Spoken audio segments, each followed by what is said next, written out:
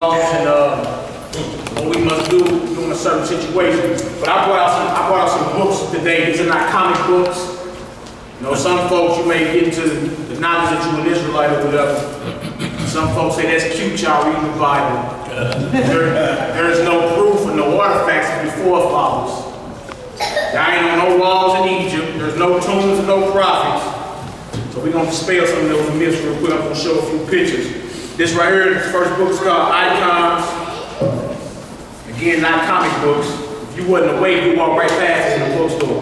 Icons, masterpieces of Russian art. How we depicted in Russia? By Olga A. Polyakova. The Bible, you know, if you need to walk up with your zone gang good. Straight. All right, now look.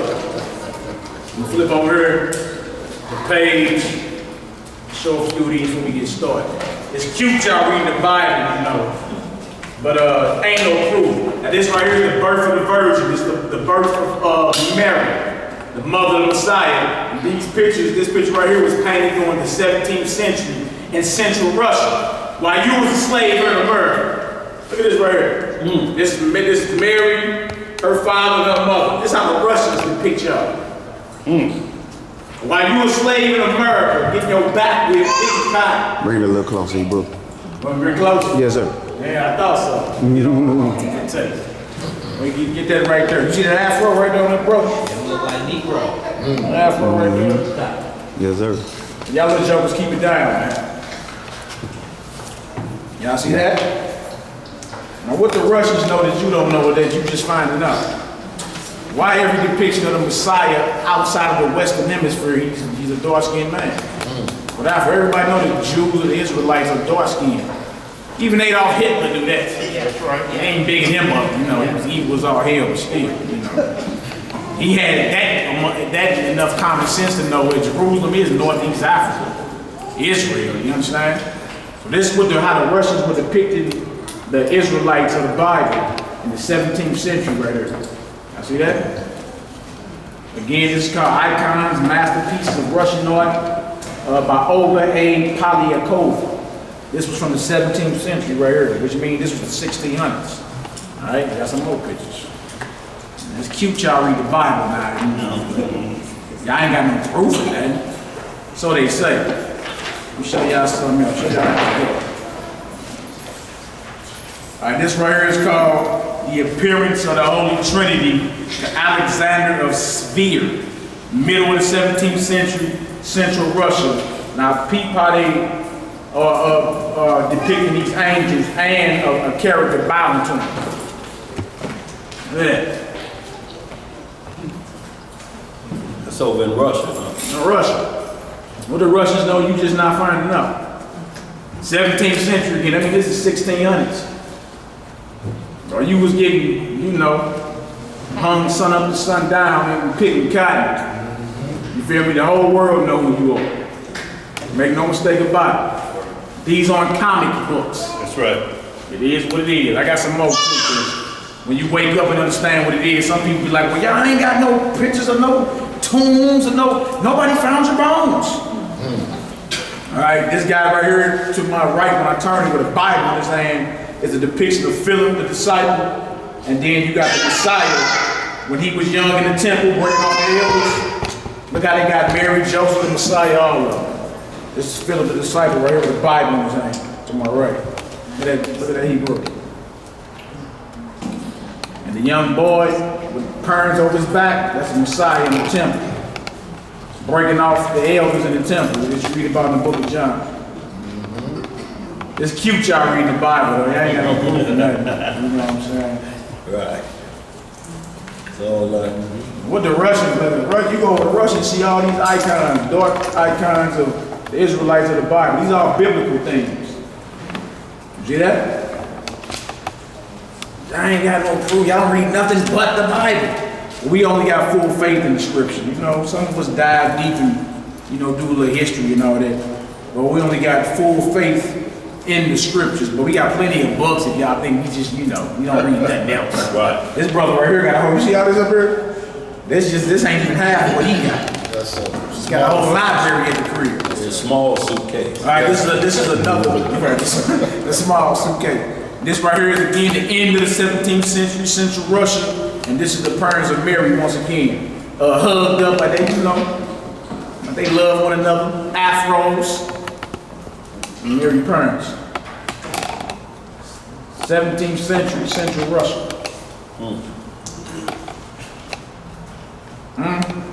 Or you call the blackie. You understand? The whole world know who you are. It's not you the only one just not finding out. Right. That's why I feel so good when you first find out. But the whole world know. Like, Jesus was black. They be like, you just not figuring it out. Right. The Pope even know that. The Pope bowed to a black image of Christ, Madonna, Peter. That statue of Peter, they bow and kiss. That's a brother. You look at him close. Nappy bird and all that. They didn't kiss his foot so much it turned green. I mean, they ain't heavy idolatry, but you know, Right. nonetheless. All right, so that's it for that one. I got something else for y'all, just real quick.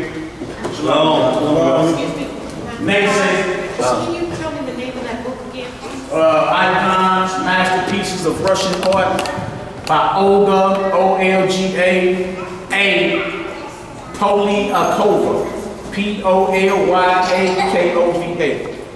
Hold that Y'all stuff. look Hold most of this that stuff on. up. You can look most of this stuff up on Amazon.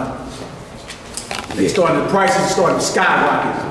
Right. Brothers started, they getting bought at, breakneck speed. A lot of brothers buying them. So now they like, oh, okay, we'll go ahead and skyrocket the prices. You dig? Also, this right here is called, and you trip off the title, you can walk right past it in the bookstore, Ancient Jewish Art. Moses said ancient. All right, so we're dealing with, antiquity. We ain't dealing with, converts a couple hundred years ago. Antiquity. So the argument is in the conscious community, where are the tombs of your prophets? Ain't no tombs. We done found Pharaoh, and so they claim there's no, proof that you ever existed. But it's cute you reading the Bible now. All right, so this right here is page 8. This is called the Tempion from the catacombs known as Jehoshaphat tomb, Kidron Valley, Jerusalem. Tomb of Jehoshaphat right there. Right. Kidron Valley, Jerusalem. Y'all know the first grave robbers are who you call archaeologists. Think about Indiana Jones. What y'all think they was doing back in the day? They grave robbers. They got all your artifacts. They know what it is. But the fact, they don't got Abraham bones on display in a museum with cotton stuffed up his rear end. That's what Hey, let that be preserved for the pharaohs. Your forefathers aren't put to shame like theirs. I would be ashamed if my granddaddy's rear end was exposed in a museum somewhere. And on top of that, you don't get buried, you get dug up anyway, man. Go ahead, Ebro. Yeah, they don't have no bodies of the first pharaoh, so they didn't exist. Yeah, exactly. I got some more for y'all. Hold on. It's cute y'all reading the Bible, right? But there's no proof of no type of, catacombs, no tombs. We done heard it all. And then there's some people that they debate in the conscious community don't have no sense to go research these matters right here. This right here is the catacombs of Ben-Hazur with the tomb of Zechariah, the prophet. Kidron Valley. It ain't just his tomb. Look at the background. All the Kidron Valley is littered with tombs. Hebrews. That's the tomb of Zechariah right there. Let y'all see that. Real cute though, y'all reading the Bible now. I want to show y'all a few things real quick. Let me show y'all how they got Moses depicted in it. It's just right here. Herodian fortress of Herod. To the right here, is the aerial view. Herod in the Bible, ain't it? The Herodians. I mean, they was imposters, but nonetheless. You understand? Like, they got all your artifacts. They know what it is. So, again, when you wake up and understand what it is, some people be like, well, y'all ain't got no... Actually, there's plenty of artifacts. You just gotta know where to go look. You understand? That's all it is. All right, I got also right here, whoever heard of Masada? Masada, the last stronghold that we had against the Romans before Jerusalem fell. Masada. which is Hebrew, which means fortress. This right here. It's the area of view of Masada. You said being tortured? Right here. Fortune. Y'all do the history on Masada. Where your Josephus at? Hebrew, you hold that Josephus up. That history's in the back of this book. This brother finna hold up. The Roman and Israelite wars before the fall of Jerusalem. The last stronghold was right here, Masada. They got all your stuff. So it's not cute you reading the Bible. There's plenty of archaeology, you feel me? There's plenty of history that's back up what the Bible is saying. All right, let me show you how they got Moses depicted real quick. Hold on. One more thing, y'all ain't got no tombs. They ain't found none of your tombs. Like, trip about who tomb this is right here. This is a funerary monument known as Absalom's tomb. Who was Absalom? King David's son. So if Absalom existed, then what's up with this? That's Absalom's tomb right there. Over in Israel to this very day. That was one of King David's many sons, Absalom. So if he got a tomb, Right. if he existed, then that means his father existed as well. Yeah, absolutely. You see that? It ain't a game, man. Alright? Show y'all Moshe. Brother Moses. These some coins right here. Let me show y'all some of that too. When the Hebrews went to war with the Romans before Jerusalem fell, it was a revolutionary war. And the first thing they had to do was mint their own money. They always tell these Negroes playing, they trying to throw America overtake America. You ain't got your own money. Right. Our people knew at least, but look, we're gonna have to go ahead and get our own money popping before we go to war with this heathen. So we had money, we had coins, we had mint. You understand? You're not taking this beast down with his own money. You're right. It'll never work. No. We minted our own money and still lost. Right. Still failed. It was prophecy, but at least they understood, like, come on, we on the war. How we fighting them? We depending on them for money and resources to fight a war, but it never worked. All right? Show y'all brother Moses. Brother Moses real quick. Let me see. Moses on page 70 something. Got y'all real quick. Hold on.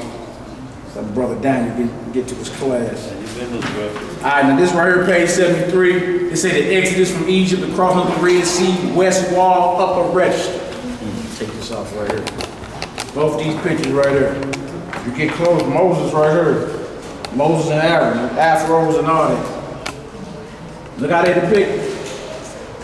Again, the name of this book is called Ancient Jewish Art by Gabriel Said Rechner. And this ain't like Rufus and them putting these books together. Right. You feel me? The first one was put together by a Russian. This one put together by a so-called Jew. But they're not lying about the history. It's what it is. You're just not gonna go search it out. All right? I got one more to show y'all real quick. Again, the first one was called Icons, Masterpieces of Russian Art, showing you the Messiah with an afro, his parents, one of his disciples, angels, all of them look just like y'all. All right, put together by a Russian. Not no cat off Cobrillion, no Russian. These scholars put these books together. All right? Nobody lying to you. Right. You know it's cute y'all read the Bible. This last one right here is called Picture History of Jewish Civilization by Chartwell Books Incorporated. All right, now check this out right here. Ain't no picture of y'all in Egypt. What that say right there? That say the Hebrews in the biblical period. Look at that right there. Well, he got a wave cap on or something.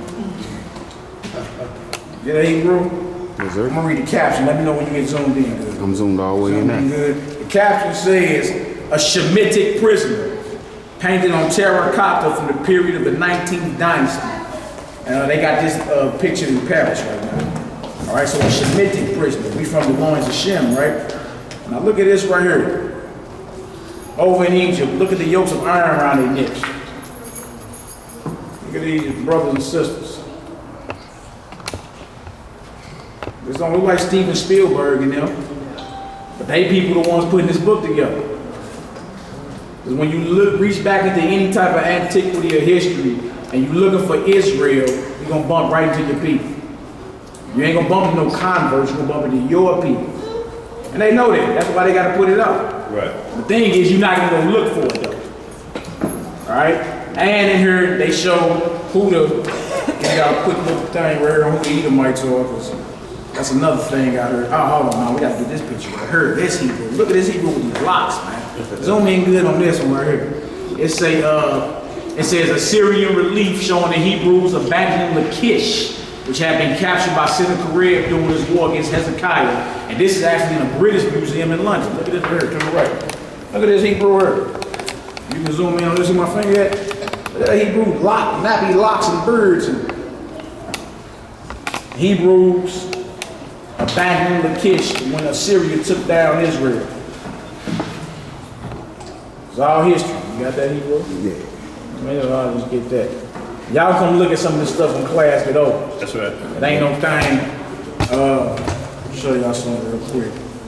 Let RBL, because he's an excellent orator. I'll let you read something for me real quick, Hebrew. We can get her done. Now you get to it. Right here, Babylonian jewelry. Read that right. This is page 94. Because it's a big misconception of who the Edomites are today. You know, it's crazy. People run around arguing over the Arabs and the white folk, whatever. But look at this on page 94. What that say right there? Read that. I want to read the whole book. Okay. It says, during the generations in which the Romans succeeded in dimming the glow of the Jewish center in Palestine, Babylonian jewelry was well off. There were neither conversions nor plunder there, and neither Greece, Byzantium, Byzantium, nor Edom, Rome. Edom, Rome. Nor Edom, Rome. Edom, Rome. I'm glad my brother here. Yeah, we was talking about that, Hebrew. Edom, Rome. Go ahead. Ruled them. Yeah. And the Lord did the Jews a favor, and they lived in Babylonia with their Torah from the exile of King Jeconiah, or that Jehoiakim, until these last generations. So we're saying when we was in Babylon, you feel me, they left us alone a little taste. We was able to live without Torah and all that. But the whole thing was, trip off that, it said Edom, Rome. Edom, Rome. And that's right here in the history book. You understand? So just want to show the class that little taste for anti-doctrine lesson. A lot of folks think it's cute you reading the Bible now, like y'all do no type of research, no type of history. We do all that. That's just right. our full faith is in the Bible. That's right. That's what it come down to. So go ahead. Anybody got any questions or concerns? It's gonna be well, it was a hectic week. White House is crumbling. Bannon's out. So the chief advisor, y'all, and whenever y'all read the scripture, you know, you always see that Pharaoh or any king always had a chief advisor. So it's nothing new what they're practicing, and they would advise them which way to go. But if you ever wondered how Pharaoh's heart was hardened, you getting a live example of it in Donald Trump. He'll say something against his will. Didn't really want to say that, what he said. I'm sorry about what happened in there, and all Klansmen is bad, Ku Klux Klan is bad, and all of that. But the very next day, he come right back out like Pharaoh. No, it was some good people mixed up in there. The bad people was on the other side wielding them sticks at them good Klansmen. So he's been doing this consistently and making everybody beg. So y'all, what we're getting is an eyewitness account of what took place in Egypt before it failed.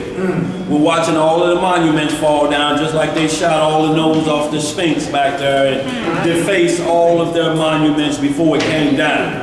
So what we're getting is order out of chaos, which they should go ahead and just say New World Order out of chaos, because that's what they're destroying, is this way of order in this nation to bring it into a one world government. This is all by design. And y'all, with what's expected to take place on Monday, this August the 21st, which is also a new moon. You got people lined up right now, got the highway blocked off already. Everybody waiting to get a glimpse of the eclipse. Now either we into the seventh trump and don't know it yet, and Donald Trump is actually the Antichrist, or we getting ready to see a sky show. They just had over in China, it looked like a magic carpet up in the sky, everybody filming it. So we're starting to see the images and holograms to put up the strong delusions, the signs and wonders of the Antichrist, you know, which is doth already work. And now we got an explosion of sex robots that's scheduled to come out and hit the market. Children. Sex bots. And for children, for pedophiles. And I'm talking about, they saying in the #1 dial so far that's being ordered the most is Marilyn Monroe. So we can kind of figure out who's doing the ordering. But y'all, we're about to see an explosion of these things, and these dials are so real, they carry 98.6 temperature on them with almost flesh-like skin. So smooth to the touch you would think it's the real deal. Now once it gets out there that they better than having a real wife, she don't talk back. She'll order food for you if you need it. Y'all, it's about to be wickedness at a high level. Yeah. But y'all, we need to pay attention Monday. This is the first time, y'all, they let children out of school. The highways are jam-packed. It's something about to take place. There's something in the air about to go on with this thing Monday. And it being a new moon, it could trigger the pneumatic fault. It could cause tidal waves. Yes. Because you offset the moon and the sun. Or we could be close to the second coming, but we have to see the Antichrist or is already at work, y'all, so we need to be watching and making sure that your children don't stir up there at that thing. Because it'll cause damage to your cornea as well. What time, man? So right around here it's supposed to be about 11:15 a.m. in St. Louis time. 11, 2 or 3 something. Between 11 and 2. Yeah. You know, you'll watch for a full minute, it'll block out and then it'll move. But this is gonna give them a chance to go ahead and implement their Project Bluebeam. Get everybody in glasses to be looking, and they sell them at a high rate. Y'all like this some kind of event. Like if they could, they would sell tickets. Send them home with notes. They ain't gotta go Monday. They got a field trip. They want to watch it. You gotta sign off on the paper, and you gotta get them money for the glasses. They take them on a field trip to the whole kid to see it. Y'all, they already giving us warning that clouds are starting to shape or different things showing up in the atmosphere. They getting you ready. And if you ain't on your study game, you gonna fall victim, just like 2 Thessalonians chapter 2 talks about. You know, you think it's the second coming, but actually it's the coming of the Antichrist and his kingdom to be set up here. So we want to be extra careful because they have to mimic what the Bible is saying. He's a great imitator. So he wants to do it exactly like how it's supposed to go down. They got weather balloons up so many thousands of feet to even with cameras on it to film as well. In the next level of the horizon. They want to see all of this. I mean, the firmament, I should say. They want to see all of this, y'all. Get it from every angle, y'all. And we just need to be careful. Keep our heads on swivel. Y'all, I don't know when in history, in my few short years here, that I've ever seen it come down to a new moon, or blocking out of the sun. Even the blood moons a couple years ago, it wasn't like this. They got apps on phones so blind people can see it through vibration. You hear what she's saying? Apps on the phone now so blind people can see it, feel the vibration of it. What you got? Jeremiah chapter 10, verse 1 and 2. Hear the word which the Lord speaketh unto you, O house of Israel. Thus saith the Lord, learn not the way of the heathen, and be not dismayed at the signs of the heaven. Yes, sir. For the heathen are dismayed at them. Absolutely, bro. That's very powerful, y'all. So we're not to be dismayed at this. I mean, you hear them all at work. What you gonna be doing? Like this is an actual day to be doing something. What do you got planned for this day? Right, absolutely. So y'all, and also what Mal was hitting on the tombs, this is called the tomb of the patriarch of Rachel, Jacob's wife.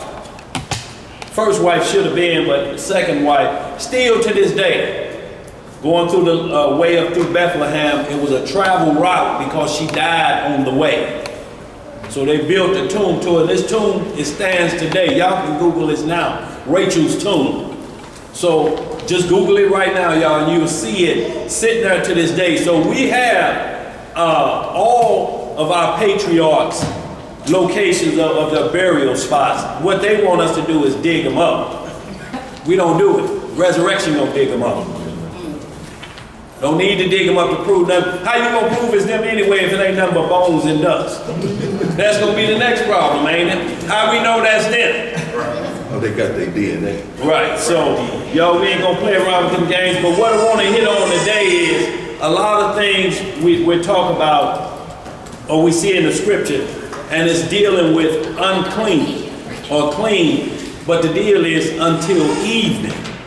Why is it that you're only unclean until the evening time? No matter what happens. So this is letting us know that this is not sin on the level that it brings forth defilement, but only uncleanness, for a certain time or period. But what we had, y'all, we had our own physicians, so to speak. We had our own parent plan, familyhood, all in Israel that the priest took care of, y'all. So they would determine certain things for a 24-hour period or a 12-hour period, the same way you would go to the hospital and they tell you you're contagious for a certain amount of hours. Make sure you don't cough on nobody, cough like this. So y'all, they took all of these things from the Bible as far as spreading contamination. So this is what these cleansing laws were for, was not to spread contamination. They didn't have nothing to do with putting somebody out permanently because you were only unclean for a certain amount of time to a time period of contamination passes. And then, so you wouldn't infect the whole community. Basically, like if smallpox was out, they're gonna quarantine you for a disease like that. That's on the side of leprosy that we're gonna get into as well. That you had to be separated from the people at this point. But just unclean until the evening, we're gonna get into the scripts that what it prevented you from doing. And then we're gonna get into it after the order of Melchizedek on how the Messiah touched dead body and the disciples raised the dead, cast out demons, and also, we'll see what a priest did the same things and they did not profane the Sabbath. Things happening on the Sabbath. So we want to get a clear understanding of that, y'all, today so that we don't have a misunderstanding and confuse unclean with defilement.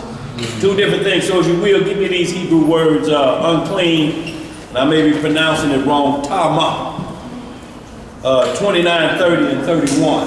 If somebody read those for me.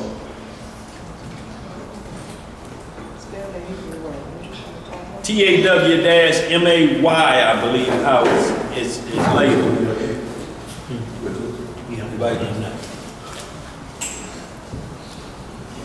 And read both of them for me, Yaki. And then we'll read defiled, the same thing on number 1351. It's Ga'al.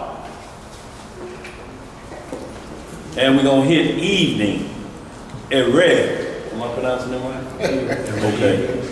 And that's 6153 because we're dealing with these three topics here. So we want to get a clear understanding because it could be a lot of confusion with someone thinking because if a man have relations with his woman, they're considered unclean. So is that saying marriage vows or defilement or they're unclean or they're sin? No way, shape, and form, but there's a time period that has to pass so that no contamination spread forward. And y'all, we're gonna get clear into that so that there don't be no misunderstanding because a lot of people think, well, that's sex is sin. Only if you ain't supposed to be having it. The marriage bed is undefiled. So y'all, we'll bring all that in, tied in together. What you got, Lex? I got unclean, Tameh. Tameh? It is Hebrew Concordance 2931, Tameh. And it says, right, Tammy. It says unclean, impure, It says foul in a religious sense, defiled and famous. It says polluted, unclean. Polluted, unclean. Hit 29:30. 29:30. Yes, it's 2 verses. Hebrews 29:30 says the same thing. Yeah. Tamah. It says unclean, to be unclean. Root word, to be foul. It says in ceremony or of moral sense. It says to be contaminated. To be what? To be contaminated. Uh-huh. It says to pollute thyself. To make self-pronounced unclean, utterly unclean. So that's the one we're kind of looking at. Then he'll be defiled 1351. So we get the difference in the understanding because they're two different words, you know. It's certain things that defile you, that makes you not worthy to be around anybody or the Most High himself, you know. When he calls things an abomination, those are defilements. Murderers, liars, adulterers, those are defilements because they're sin. So there's a difference in a contamination period, or we'll start to label intercourse sin. Like some have said, you know, you'll see YouTube videos out there that actually states that. But we're gonna get into some Genesis to understand the first unclean era and how it must be cleaned up, y'all. We'll pick it up, we'll speed it up real quick and get right to the heart of the matter so we get some clear understanding about what takes place. And y'all, when you see the washing rituals, if you owned a laundromat back then, boy, you'd be sitting on fat. Because we had to wash consistently. So when you understand the Messiah was telling them, he wasn't talking about eating with dirty hands when he was saying you make outside a cup clean. He's just telling you, you have to, first things first, understand from a moral perspective as well. When we get into the order of Melchizedek, of morally unclean in your mentors. Go ahead, brother. We got Hebrew Concordance 6031, and it's the Hebrew word anah, and it's to be defiled. Strong says, rather indication, it says through the idea of looking down or browbeating, to depress, literally. It says to infect, to abase self, to afflict. It says by mistake, chasten self, deal hardly with, defile, exercise force, gentleness, humble, self-hurt, rather, sing, mistake for, speak, by mistake, to defile. Is that 1351? 13, yeah. That's 1350, God. I got That's 1351. That's 630. Okay. 1351 is God. That's good. G-A-W-A-L. Yeah. Well, Hebrew would just say G-A-A-L. Right. Is to soil. To what? To soil or to desecrate. To dessoil or to desecrate. That's what Nero Caesar did when he came into the temple. He defiled it with what? Swine's blood. Poured it all over. That's why we're not to eat blood, because it'll defile your temple. It'll do more than make you unclean. You will technically be defiled. Go ahead, bro. What does that say? Defile, pollute, stain. So we see there's a stain on it. And what we see, like Esau, for one morsel of meat, he despised his birthright, and he was defiled after that because he took a covenant and looked at it like it was soil. Didn't mean anything to him. So here's the last one, y'all. We get rolling. Evening 6153. Strong, I believe it is. So we have the three words that we're dealing with, unclean until evening, but we want to make a distinct difference between unclean and being defiled. That's the same as abomination, ain't it? Yes, sir. It's the difference in like having a yeast infection versus AIDS.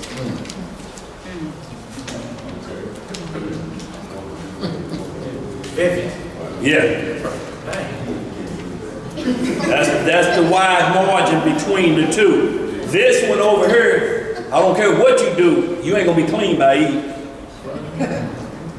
This one over here, yeast infection, you go down on brand, do a few things, and maybe some baking soda, vinegar, something. Y'all got some homemade remedy. You know what it is, but there are things that happen that could be diet related. A lot of those are emissions are diet related. Too much yeast, too much sodium, too much this causes discharge. What you got, brother? 6153, E-Rev,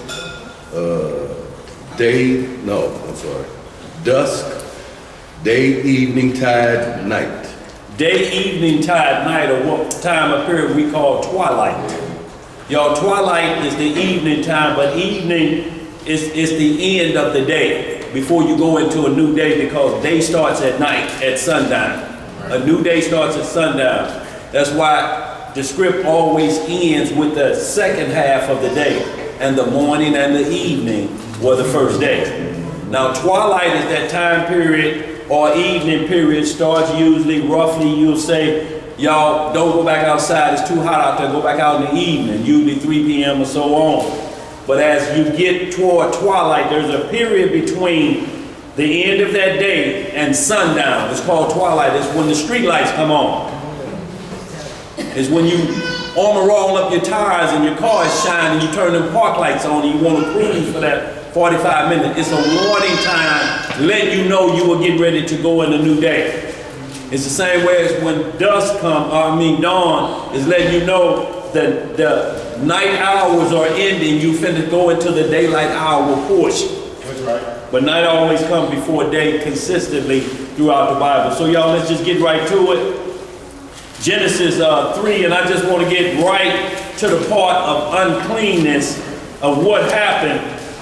And then we'll see where the very first time that they were unclean, they had to get out of a sanctified place, so to speak. And that was the Garden of Eden. They were put out because of an unclean issue, which pretty much caused defilement.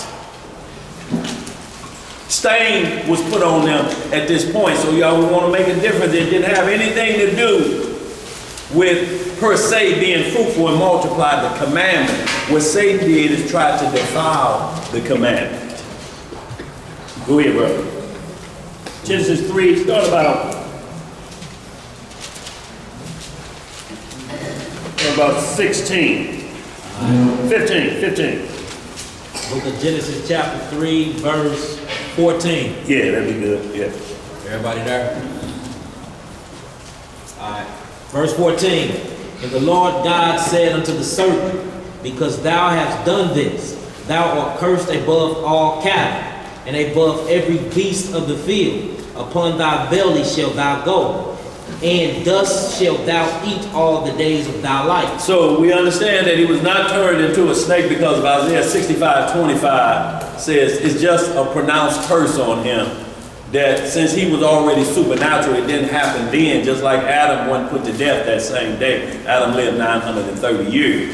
So, but one day to us, 1,000 years is as one day to the Lord to us. So no man has lived a whole day, 1,000 years. So this curse is the same everlasting curse until the Messiah comes back to fix it. And that's at the second coming. So if y'all read Isaiah 65:22 on down, you'll see that, and then shall the dust be the serpent's meat. But he ain't eating no dust now. Anyway, serpents don't eat dust anyway. They taste dust to see where they food at. Go ahead, brother. Verse 15. And I will put enmity between thee and the woman, and between thy seed and her seed. It shall bruise thy head, and thou shalt bruise his heel. Unto the woman he said, I will greatly multiply thy sorrow and thy conception. In sorrow thou shalt bring forth children, and thy desire shall be to thy husband, and he shall rule over thee. So we see here the punishment was pain during childbirth, a cycle to take place, a monthly cycle. All of this for defilement, so to speak, of listening to somebody else bad instruction. So that defilement has to be purged monthly. Because without the shedding of blood, there ain't no forgiveness without the shedding of blood. It has to be. So all of this is taking place in a certain area. So you know it wasn't no apple eating. Or it would have been teeth falling out. And thou shalt lose thy wisdom teeth before grade school. Thou shalt be missing thy frontals. You won't see none of that about eating with this mouth, but with the mouth south of the belly button. There's a lot of eating going on there. You can back that up with Proverbs chapter 30, verse 20. Such is the way of the adulterous woman. She eateth and wipeth her mouth and say, I've done no wickedness. So what mouth is she eating with? So you have to understand how the Bible is writing these things. So we see that that's a sin, but not for women to feel like I'm cursed forever. Go ahead, read some more. We're going to hit that next, hit me that 2:10, but go ahead, finish a couple Verse 17. And unto Adam he said, because thou hast hearkened unto the voice of thy wife, and hast eaten of the tree of which I commanded thee, saying, thou shalt not eat of it. Cursed is thy ground for thy sake. In sorrow shalt thou eat of it all the days of thy life. Thorns also and thistles shall it bring forth to thee, and thou shalt eat the herb of the field. In the sweat of thy face shalt thou eat bread, till thou return unto the ground. For out of it was thou taken, for dust thou art, and unto dust shalt thou return. So y'all, we have to understand, a lot of time we talk about dirt, man made from dirt, but man was made from dust. It's the residue of dirt. If you wipe your finger across your TV screen, you ain't cleaned it off in a minute, you'll see that streak from your finger, and you'll see dust particles on your finger. It's almost like nothing. You can blow it into the air. So we're talking about technically the residue of a substance the body form was made from. Right. So this is how magnificent our Creator is, y'all. So we see the punishments, hard work after this, y'all, until we go back or until the kingdom come back, that it will change for us. But y'all, we're going to have to hit it every day. Keep this Sabbath and continue on because of what took place in an undefiled area that we profaned, so to speak. So hit that 2:10 chapter 2, verse 12 through 15 for me. So this is just a little comfort to know that women won't experience this throughout. There's times that supernatural things that happen to you, that you have children painlessly. You said 2 Timothy chapter 2? Yeah. 2 Timothy chapter 2, we want to start at verse 12. Verse 12. I will see how I get that. Y'all just hitting a few things to see that when the Messiah comes, he's going to set all of these things back in order. We're going to get our mental back right because it started with a mental. See, the two seeds were in her mental. She got impregnated with the words of Satan first, and then her husband, which leads to physical because she ended up touching. So, you know, it's a lot of doctrine out there. You got Sherry Shrine out there saying that Cain was the serpent's son, but when you get into the language of the Bible, he was not. It was just on her mind while she was with Adam.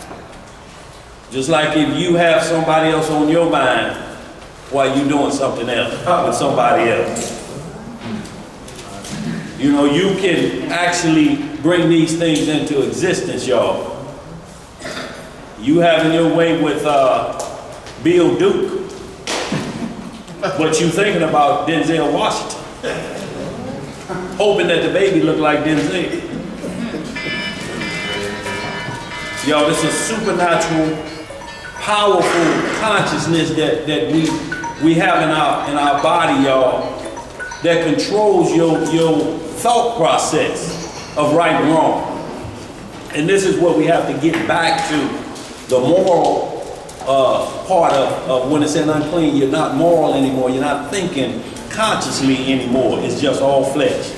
So go ahead, bro. Where we at? We're in the book of 2 Timothy chapter 2. 1 Timothy chapter 2. I'm sorry, y'all.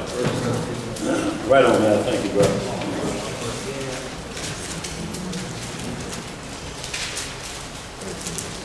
All right, 1 Timothy chapter 2. Well, I'm starting at 12. Verse 12. Yeah. Everybody there? Let's go to the 9. And 9. Book of 1 Timothy chapter 2, verse 9. In like manner also, that women adorn themselves in modest apparel, with shamefacedness and soberness, not with braided hair, or gold, or pearls, or costly array, Right? but which becometh women professing godliness with good works. Let the woman learn in silence with all subjection. But I suffer not a woman to teach, nor to usurp authority over the man, but to be in silence. For Adam was first formed, then Eve. Right? And Adam was not deceived, but the woman being deceived was in the transgression. Right? Notwithstanding, she shall be saved through childbearing. What should she be saved through? She shall be saved in childbearing. Right? If they continue in faith, in charity, in holiness, with sobriety. So right here it said that if you tie up, if you link up one flesh, it'll ease that because your one flesh is one thought process now. There's no intervention from the outside. Children will be born painlessly. Now I don't need that epidural. What is it? Is that what it's called? Yeah, right. I don't need none of that. There's no screaming and hollering. You just standing out there. Next thing you know, here, look up. Then it's a boy. So y'all,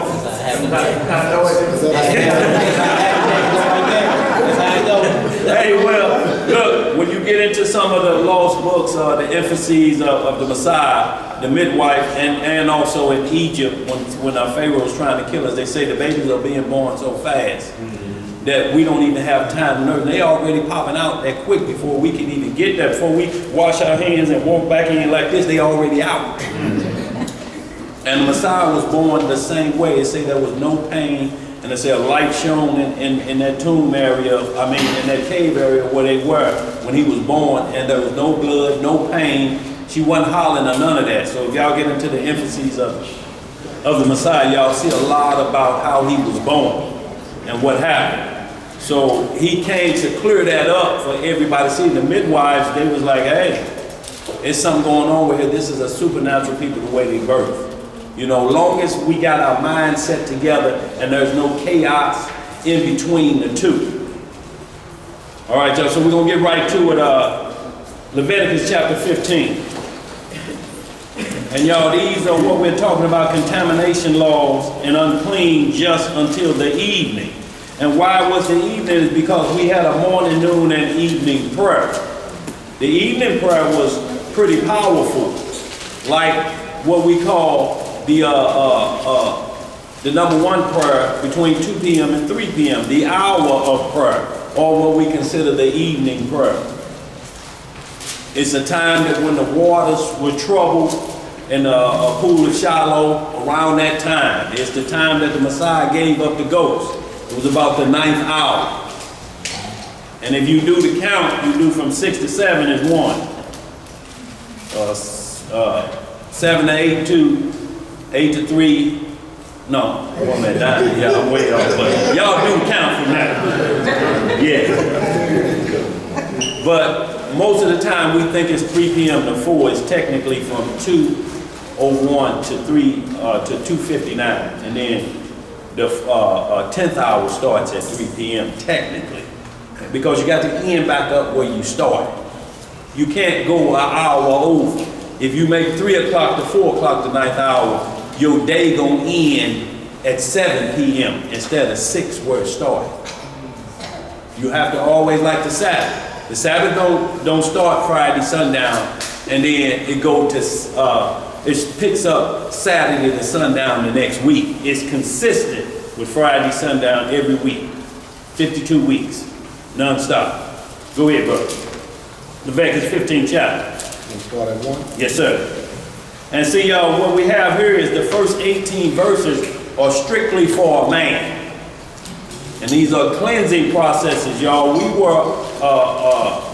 a pious people, a clean people, y'all. That's right. We just wasn't walking around dirty like we just woke up behind a liquor store or something. No, we was consistently washing because we were set apart.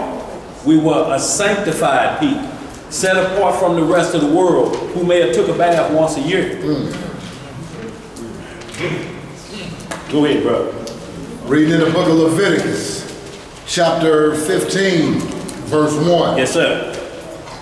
And the Most High spake unto Moses and to Aaron, saying, Speak unto the children of Israel, and say unto them, when any man hath a running issue out of his flesh, because of his issue, he is unclean. He is what? He is unclean. See, it says a running issue out of his flesh. He's leaking.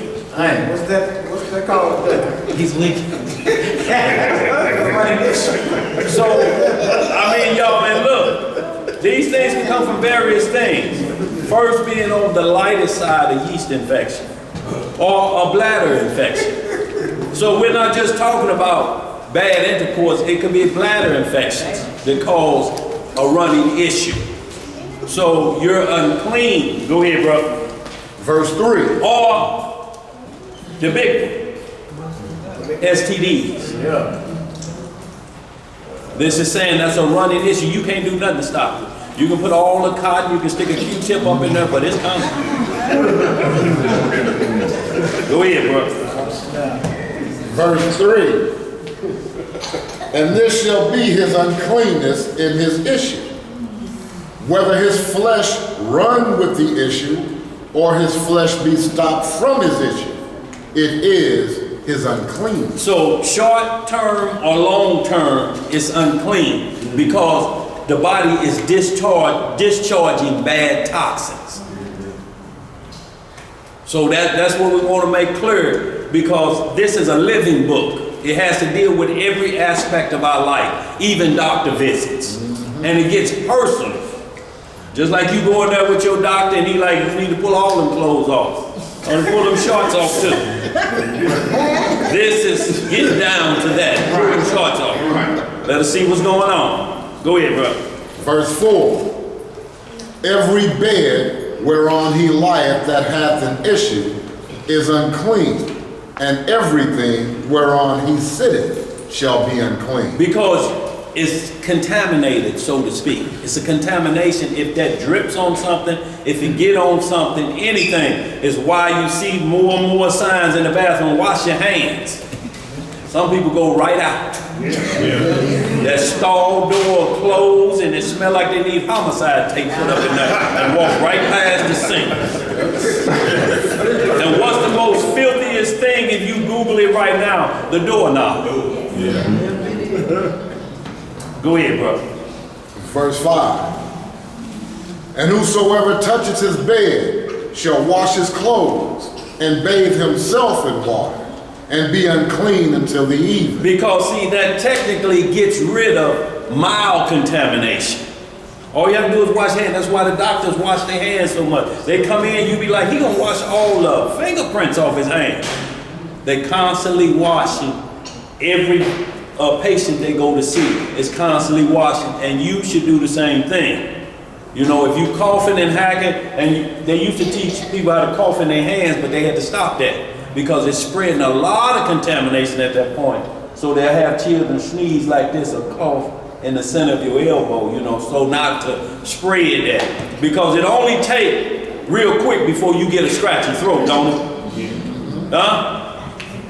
Smack on the lips is a scratchy throat. Children talking in front and a cough right in front of you while you buttoning up their clothes. You like, cover your mouth. 2 hours later, what?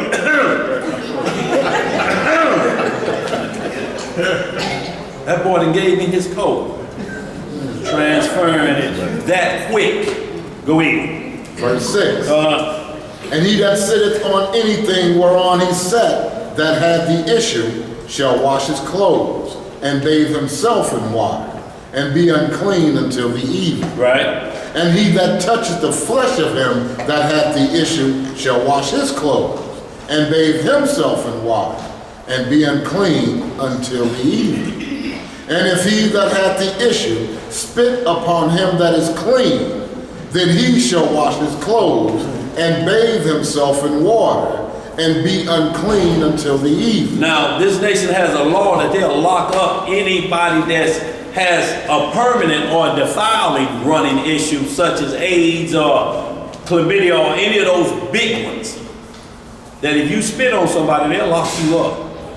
Because you could actually, if that spit get into any open wound, anything like that, a sore in the mouth, anything, What you saying, bro? Pores on your arm? Pores on your arm, anything, y'all, that virus could get in, because you have pores and they're open. They open up. It's how sweat glands are there, and it also will pull in. So y'all, everything that they're doing now, doctor, these things came from here on how to quarantine a people so that the whole camp don't die out. This is how Esau was so successful in wiping out the Indians. Yeah. Got them loaded up with 300 proof whiskey. And while they dancing and hollering, they say, y'all, it's gonna be a little chilly tonight. Y'all may wanna put these blankets on you. Right. Now you sweat with your pores open with that 200 grain alcohol. And then you pull a smallpox blanket up to here. Yo, we talking about somebody using dirty tactics. There ain't got to be no war after that. When you wake up full of diarrhea and sweat, ain't no war for you. What you gonna do? Go ahead. Verse 9. And what saddle soever he rideth upon that hath the issue shall be unclean. See, and y'all, we have to understand also, a lot of times it's saying these things that have the issue, if you can look at him, you can see he's kind of leaking through his pants, it's getting on other items, so to speak. You can't sit there either, or you'll be contaminated. Go ahead. And whosoever toucheth anything that was under him shall be unclean until the even. And he that beareth any of those things shall wash his clothes, and bathe himself in water, and be unclean until the even. So we understand that the evening is a time period that let us know if it's passed or if it's transferred to us. You know, if it has, then you're going to follow the next steps that we're about to read about. If not, you cool into the next day. It's how some doctors are able to go into every patient's room, some with the heebie-jeebies, and still they're able to come to work the next day. Because y'all have to really think about that, y'all. If there was no doctors or physicians, or you had to deal with your children or somebody that's sick, if you say, no, I can't touch you, everybody be dead. Somebody got to help heal somebody or bring the healing medicine. All you have to do, though, is follow the washing process after you do those things, and you be in accordance. And it's only lasting until twilight or when the street lights come on. And some people also have a stronger immune system than others. You know, when absolutely. Type of area, you build up, the body adapts. And what we're talking about, what he's speaking of, is white T cells. If your white T cell count drop, you're open for all diseases because your immune system is so weak. It's super weak. Somebody can sneeze down on Delmar here and you'll feel it. I'm talking about you have nothing to fight off anything. So white T cells count must stay high. And y'all, these are preventive measures from causing your T cell count to lower. Go ahead, brother. Verse 11. And whomsoever he toucheth that hath the issue, and hath not rinsed his hands in water. Had not done what? Rinsed his hands in water. What that sound like, y'all? You didn't wash your hands, did you? Right. I didn't hear nothing in the bathroom. Come back in here. That sink dry. You just pulled your drawers up and came right out of there. The issues on his hand. The issues on his hand. Because he was handled. Go ahead. He shall wash his clothes and bathe himself in water and be unclean until the even. And the vessel of earth that he toucheth, which hath the issue, shall be broken, and every vessel of wood shall be rinsed in water. So right there we see every vessel of earth. So back in the day we made glasses and different things out of pottery, so to speak. You clay deal, those had to be broke. It's just like today, you won't drink out of nobody's cup. You see them coughing, right? You're like, who glass is this? This junior glass? No, don't give me another glass out of there because you don't want to drink out of that cup. Right, yo, these things, this is where it's come from. Go ahead. Look, you passing the hen bottle. You know, you hear somebody coffee, you're like, no, partner, you can keep that. Going like this, a burn, he wash back, flying back up, and they like, no, that was yours. Keep that one, I'll go get another. Look, y'all, it's in our DNA, y'all. We understand these things so much. We just don't trip off of them. Even when we talk about the spit, somebody can be talking, and they can talk, and you hate for somebody to be talking while you eat, and talking and food flying out of their mouth.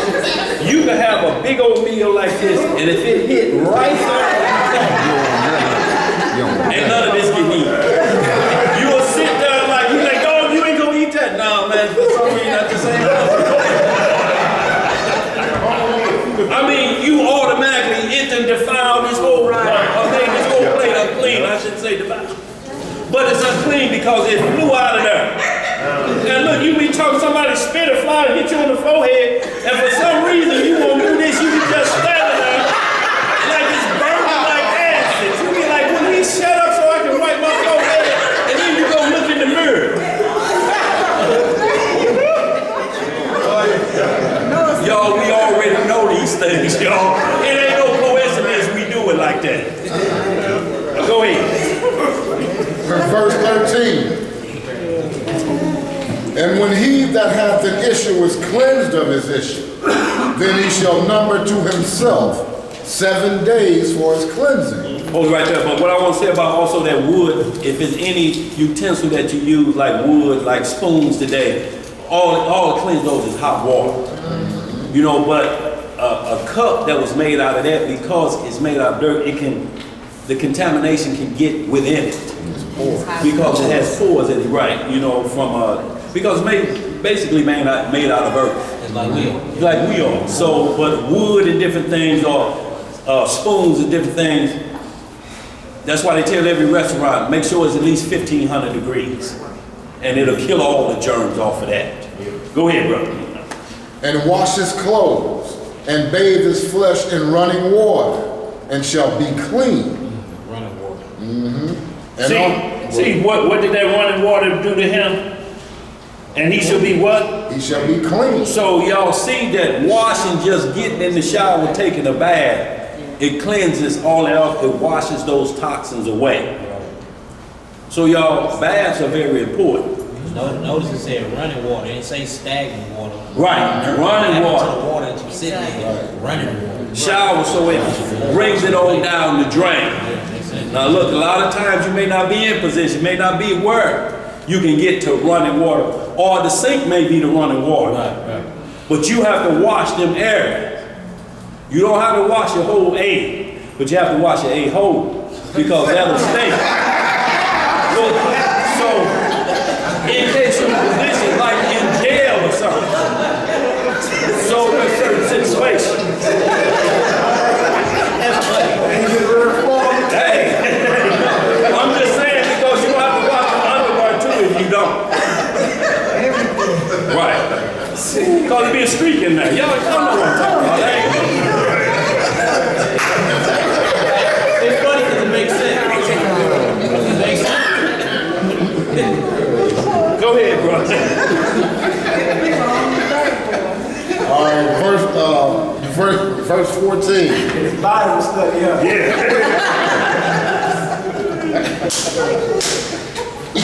Since you ain't got to wash your whole, ain't just that A hole.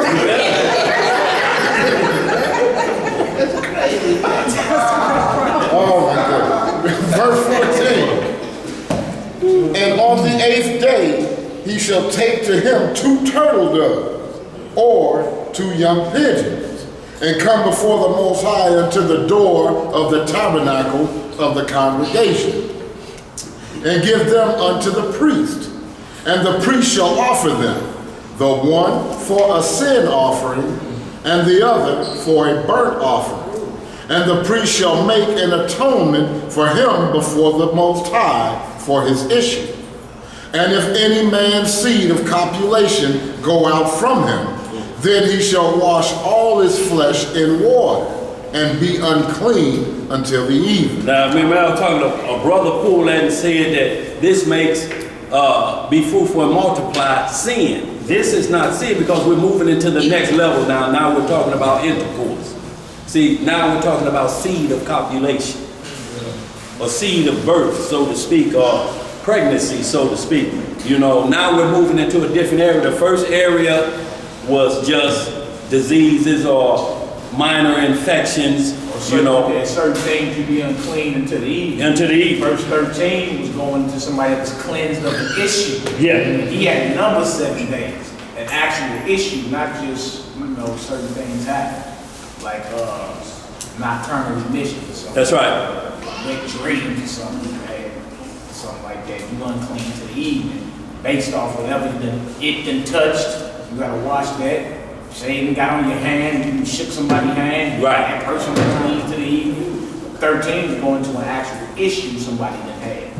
A running issue. Right. And then the 7-day cleansing period. Notice in verse 14, he went to a sin offering he had to come off. So that issue was brought on through some type of transgression. Yes, sir. In verse 13. Verse 14 cleared it up because he had to come bring an offering to the priest. Notice it was a sin offering. Alright, so now in 15, we down to, you know, laying, you know, lawful, laying down with your spouse. Notice it says again though.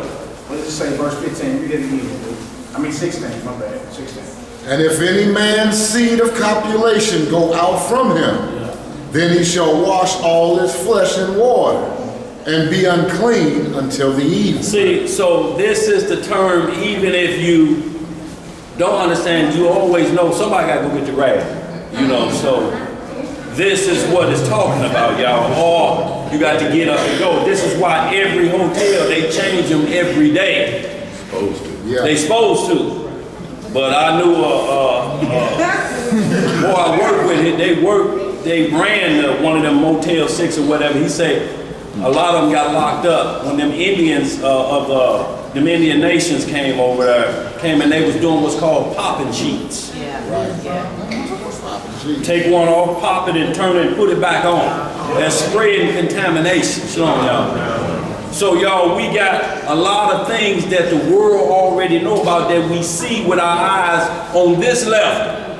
This is a fleshly level that we see the law of the Most High being performed, if it's being performed correctly.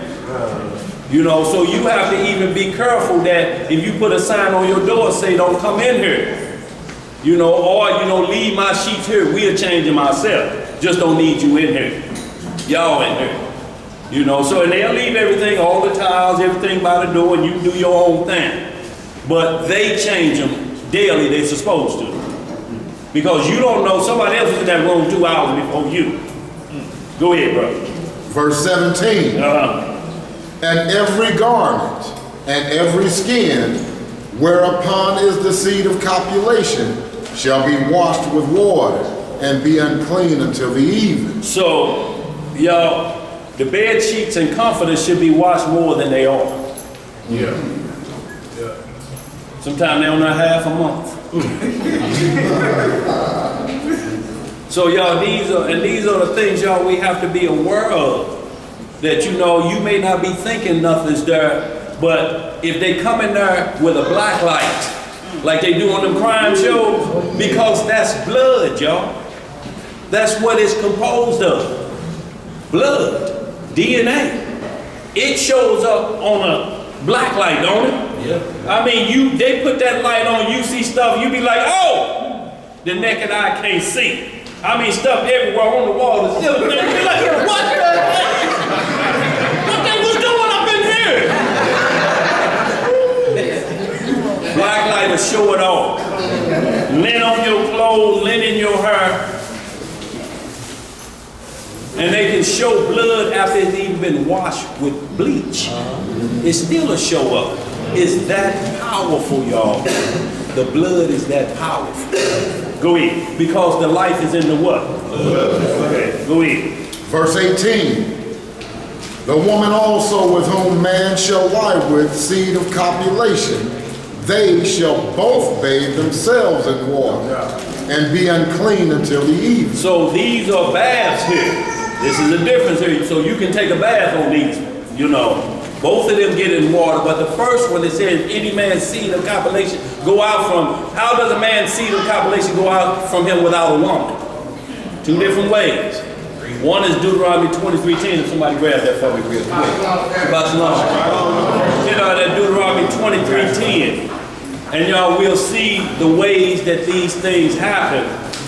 And then you get into the marriage part, so to speak, where it's man and woman. But a man, that verse 15 is just talking about a man, because it can leave him without a woman.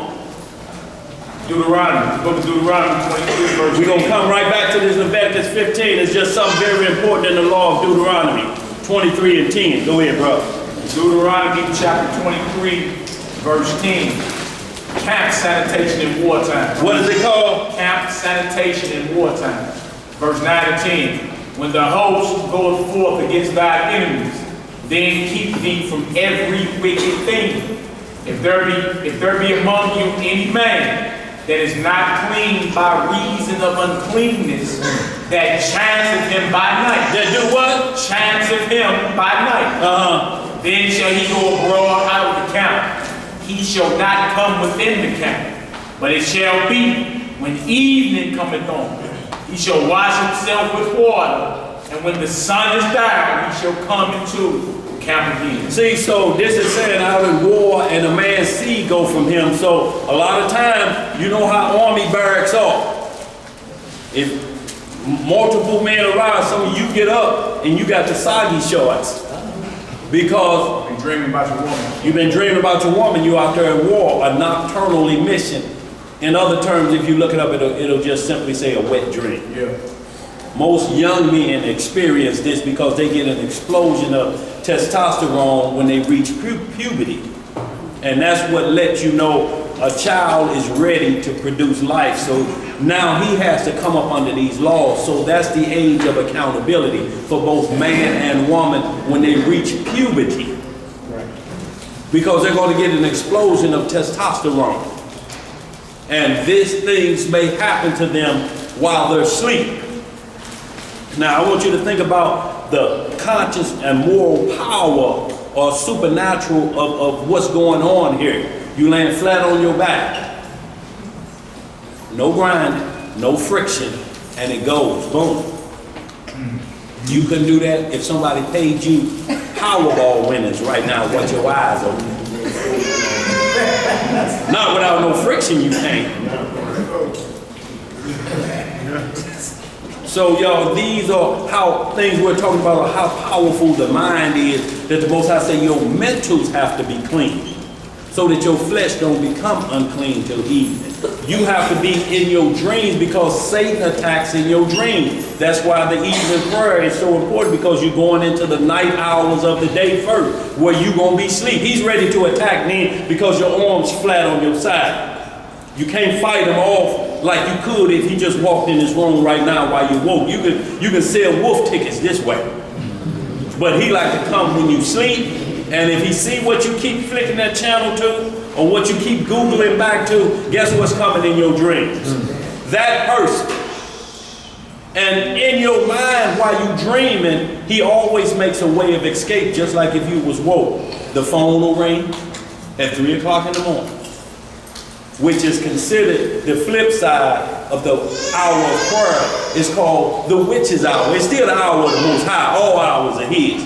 But it's the time that they say Satan attacks the most. Anybody usually getting woke up by the phone, or something goes off, or something falls off the wall and hit the thing, you wake up, you look at the clock, what time is it? 3 o'clock. Y'all Google the witch's hour and see what happens around 3 a.m. And they gave us a little bit of that in the movie The Matrix. Yeah. The phone always got him out of it. When it rang, it kind of woke him up and got him out of it. And you can pick up the phone and it won't be nobody there. Hello! Hello! It's 3 o'clock in the morning, who was this? And the number's all zeros. Then you have to think, what was I dreaming about? Oh, I shouldn't have been dreaming about that. Now either you can let it go at that point, get up and walk around and clear your head, or you can fight like the devil to try to get back in there, to do some dirt. Right. But y'all, these things are happening supernaturally. Now y'all think about that. A supernatural event happening to you that you had to be morally conscious to tell the rest of the crew, I'm unclean, y'all. I'm unclean, y'all. Y'all have to put me over here till things straighten out for me till the sun go down. Go ahead, bro. The book of Leviticus, chapter 15, verse 19. What it say? Hey, dang. Yeah. Hey, Trip, Leviticus 15, 16, 18. Uh-huh. Right? Notice you didn't have to bring any type of offering to the priest for a sin offering. Excellent point, brother. Excellent point. It's 15. I mean, the same thing, because it's a doctrine right here saying if you lay with your spouse, that's a sin in the eyes of the Most High. It's a cat on YouTube and Facebook, put his videos up. If you are intimate with your spouse, you're sinning. And he reads Leviticus 15, he reads 16 to 18. Yeah, that's what he reads. He read, we just read, but if you back up to 13 and read through 15, you see that was the issue brought on through sinning. You had to be cleansed of your issue first, and then you would bring an offering to the priest. And down there in 15 it says, so he can make an atonement.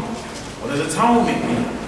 See what I'm saying? Reconciliation for your iniquity and your trespass. When you get to verses 16 through 18, you ain't got to bring, you just unclean unto the evening.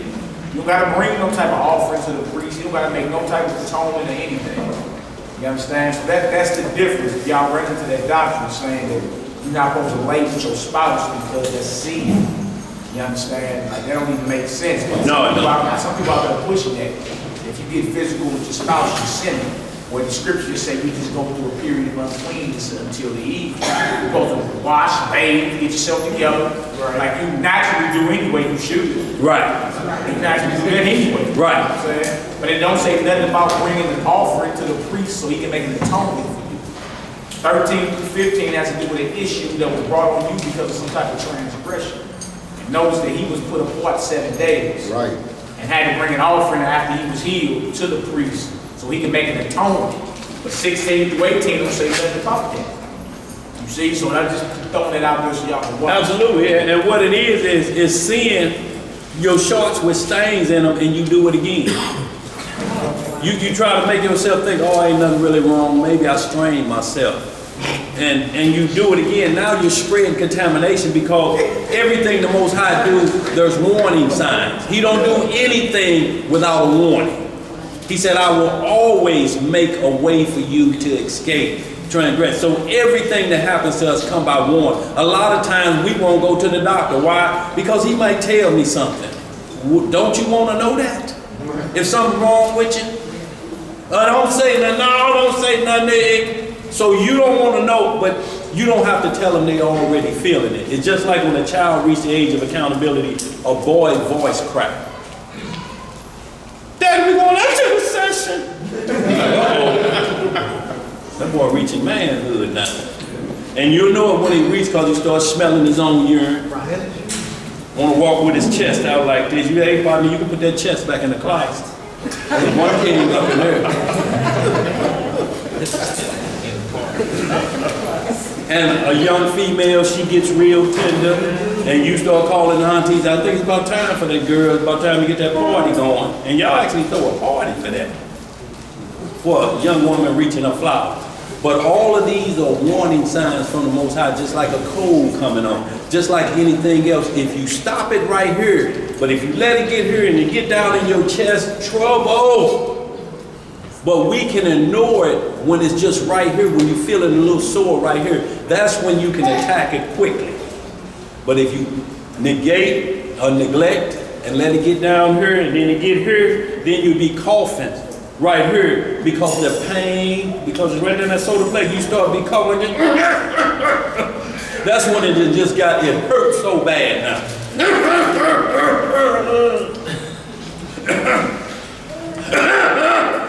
You can't even cough anymore. Go ahead, brother. Verse 19. And if a woman have an issue. If she have a what? An issue. And her issue in her flesh be blood. So we're seeing what the issue is. It's telling us what it is. Go ahead. She shall be put apart 7 days. And whosoever toucheth her shall be unclean until the evening. Right? And everything that she lieth upon in her separation shall be unclean. Everything also that she sitteth upon shall be unclean. So this is a separation, so we know what time of the month this is. This is a separation period. Unclean, so y'all, this is education, so to speak, for everybody, both male and female. So, and everything that she said on, so you have to be careful, but we're going to get into the mental side of this, the conscious side of how you take care of yourself on this. What you got, Elijah? I remember Rachel was in her time of the month when she stole Laban's Item. item. Yeah. He refused to search her account. Right, right. He was searching everything. Time of her purification. Yeah, he went to go up under the cover she had because he figured she had stolen them and stashing them up under her. You know how you'll quickly stash something? And he was finna be, she like, oh, you can't do that, I'm clean. He snatched them hands back. Okay, y'all go ahead. Go ahead. Verse 21. And whosoever toucheth her bed shall wash his clothes, and bathe himself in water, and be unclean until the evening. Right.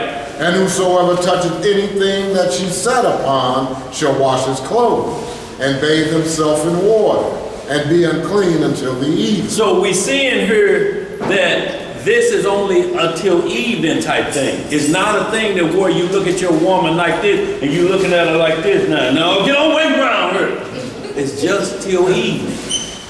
And it starts over, y'all. So we'll understand there's certain language it's going to get into it, tell you when it's totally off limits to even be around her. So it's saying that if you sit on a bed that should be on, so there's still involvement with this going on because it's saying if you happen to sit on the bed. If you were quarantined, ain't no reason for you to be in the quarantine area. So this is telling you this is still amongst the household. But what we do back in the day when they came, you had what you sat on or that was prepared for that to happen that day. If plastic had to be put over, it did. If you drank out of a cup, just a cup, you drank out of for the run issue. But this issue of blood, it lets you know the uncleanness. If you touch your woman, it's just to eat. She ain't contaminated. Just because that's happening and you stand off, it's like this, no, get away from me. You're just unclean to eat. He don't make it to the point of where what he put on us, that curse in Genesis 3:16, causes one flesh to split apart once a month to the point where they can't stand each other, or you look at them like they're paused. Or they look at us like we're paused. So y'all have to understand that when it says just to even, y'all, these are on the low level of something because the evening prayer cleanses all of that. Go ahead, bro.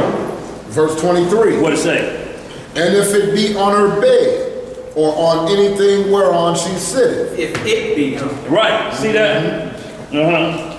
or anything whereon she sitteth, when he toucheth it, he shall be unclean until the evening. Right? And if any man lie with her at all, and her flowers be upon him, he shall be unclean 7 days. Uh-oh, now we move into a new level.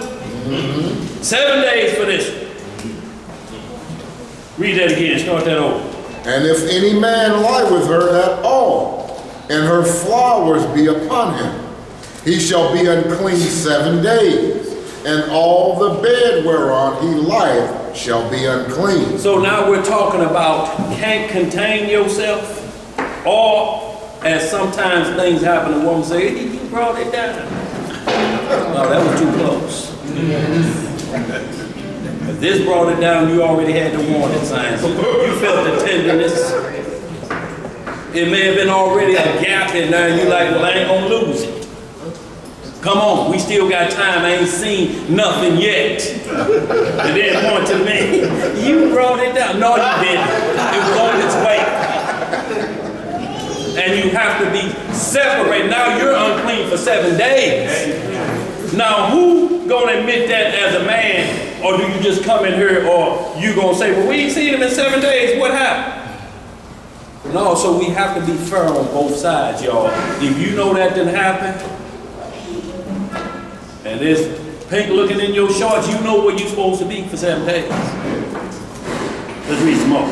Verse 25. And if a woman have an issue of her blood many days out of the time of her separation, or if it run beyond the time of her separation, Right? all the days of the issue of her uncleanness shall be as the days of her separation. She shall be unclean. So it's saying if you run over the time, you go 8, 9, 10 days, you have to still count it as like if it was just the number of days that you normally had. These extra days are to be treated just like if they was part of the other days. Some may be going on. Women have changes in their body, just like a man go through changes. As they get older, you start to get into the point that where you get past your flower. So these changes are coming. It throws things off, but the Most High never does anything without a warning. Even through them times, you may start sweating violently and then get cold and need a blanket. So you still are knowing what's going on with your body. He don't leave us like that because he said, man, you can heal yourself, so you have to know what's going on up here. And you just tell yourself, fix that if it ain't got too far. And you follow different regimens and diets and get that back in order. If you got kidney problems, you may need to start drinking a little bit more water, doing this. Too many Pepsis causes running issues. Go ahead. Verse 26. Every bed whereon she lieth all the days of her issue shall be unto her as the bed of her separation. And whatsoever she sitteth upon shall be unclean, as the uncleanness of her separation. And whosoever toucheth those things shall be unclean, and shall wash his clothes, and bathe himself in water, and be unclean until the evening. Right. But if she be cleansed of her issue, then she shall number to herself 7 days, and after that she shall be clean. So you're running over the time period. So you still have to number 7 days after you get right back right. You be like, that was 10 days. I ain't never did 10 days before. I did 4, 5, 6 days, but that was 10 days. So you still have to number the cleansing period to make sure ain't nothing lingering around. It's like when the doctor give you medicine, they always give you 5 days extra work to make sure you drive it out. Take these for this many days. Take all of them. They know they'll count on it like 2 weeks, but they give you 2 weeks and a half or 3 weeks worth of medicine to make sure it's driven out of you. So those are the extra days, the same extra days. You just looking and make sure I'm cool before activity starts again. Go ahead, brother. And on the 8th day she shall take unto her 2 turtles, or 2 young pigeons, and bring them unto the priest to the door of the tabernacle of the congregation. And the priest shall offer the one for a sin offering, and the other for a burnt offering.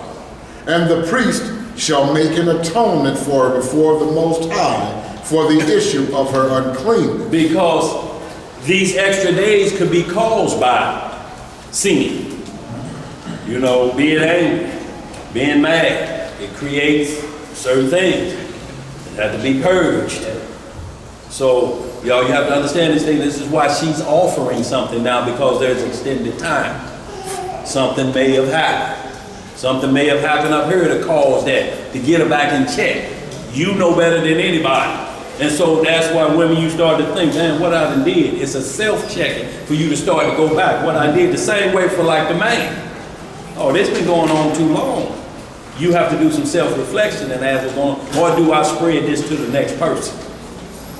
That's why now they'll give you 20 years in the penitentiary off top for knowingly transmitting diseases. Go ahead, brother. Verse 31. What it say?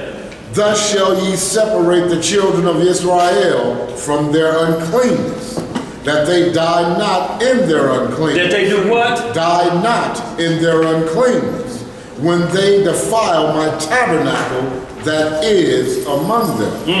This is the law of him that hath an issue, and of him whose seed goeth from him, and is defiled therewith, and of her that is sick of her flowers, and of him that hath an issue, of the man, and of the woman, and of him that lieth with her that is unclean. See, and this was called an impurity because right now we got doctrine out here. What's that?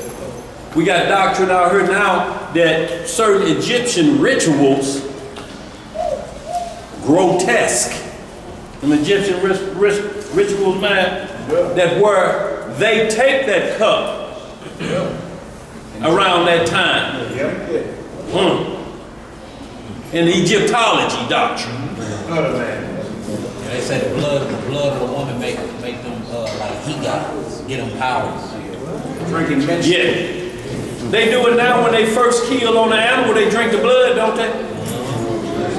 They talk about it brings them into manhood. You drinking blood that could be contaminated. Right. And it's going directly into your stomach. But y'all, these are things that we had to be careful of because it'll bring forth monstrous children if a woman was to conceive while that time of the month. That's an abomination to the Most High. Because that means you so hot in the loins, lasciviousness is eating you alive, you can't even wait. Now look at that, it's been 2 days. You gonna bleed to death. I'm ready to get to work. I gotta drive that truck tomorrow.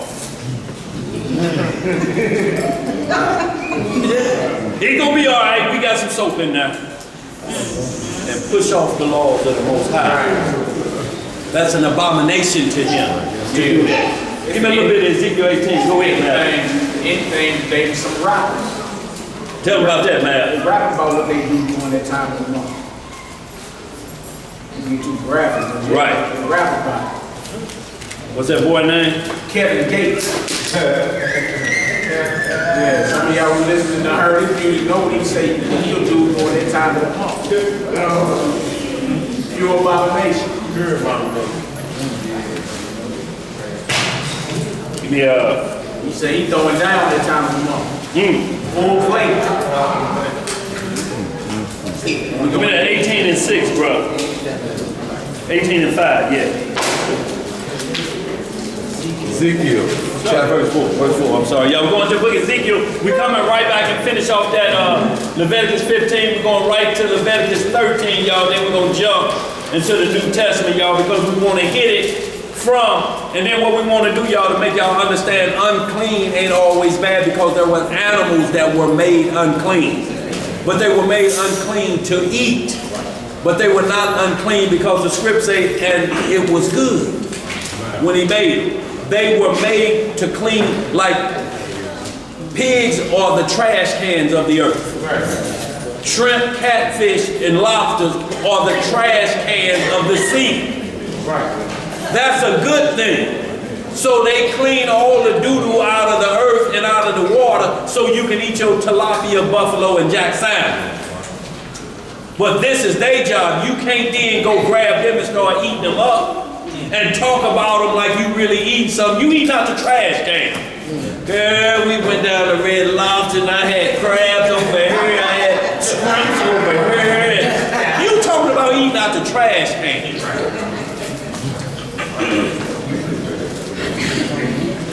Where we at? Ezekiel 18 and 4. Ezekiel chapter 18, verse 4. What it say? Behold, all souls are mine. All what? All souls are mine. See, the Most High say all souls are his. What Satan is trying to create now with these robots and flesh won't have a soul. Go ahead. As the soul of the Father, so also the soul of the Son is mine.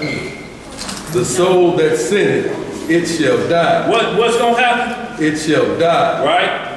But if a man be just and do that which is lawful and right, and have not eaten upon the mountains, neither have lifted up his eyes to the idols of the house of Israel, neither has defiled his neighbor's wife. Had done what? Defiled his neighbor's wife. So you see, y'all, ain't gonna be no turtle dove offering if you defile your neighbor's wife. Right. Because you made her impure. you've made her an abomination, your neighbor's wife. You see, you use the word defile versus unclean. It's adultery or fornication. Go ahead, brother. And has not,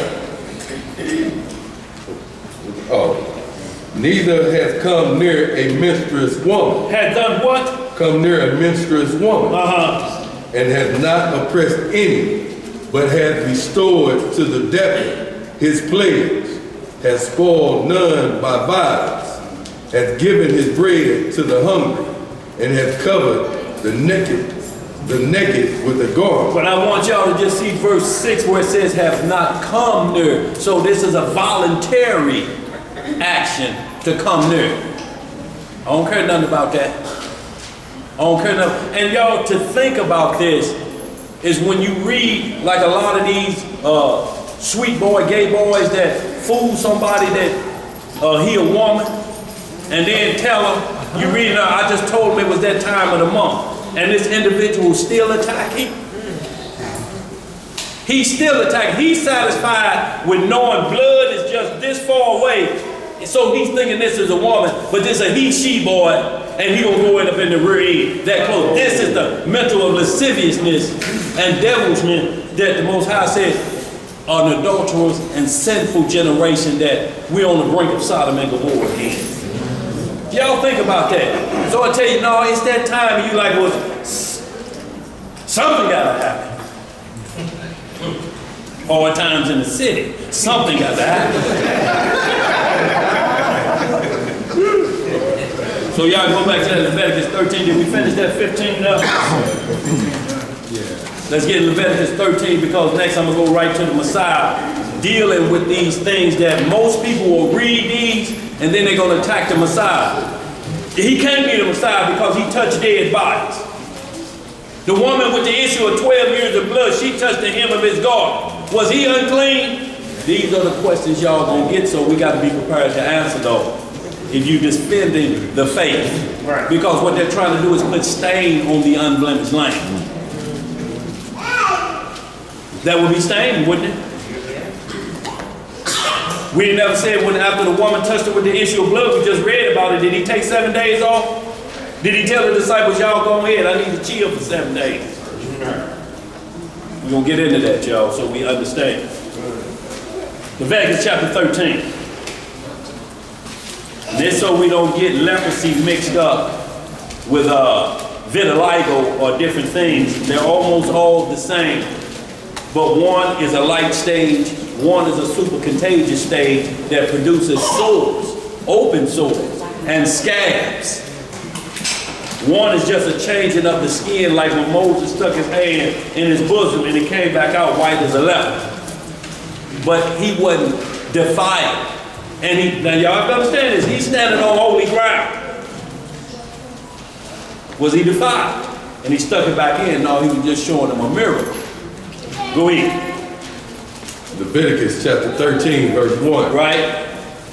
And the Lord spake unto Moses and Aaron, saying, when a man shall have in the skin of his flesh a rising, a scab, or bright spot, and it be in the skin of his flesh, like the plague of leprosy. Like the what? Plague of leprosy. See, so it says like the plague of leprosy. So when you start to get life patches, you need to start to look at that like the plague of leprosy.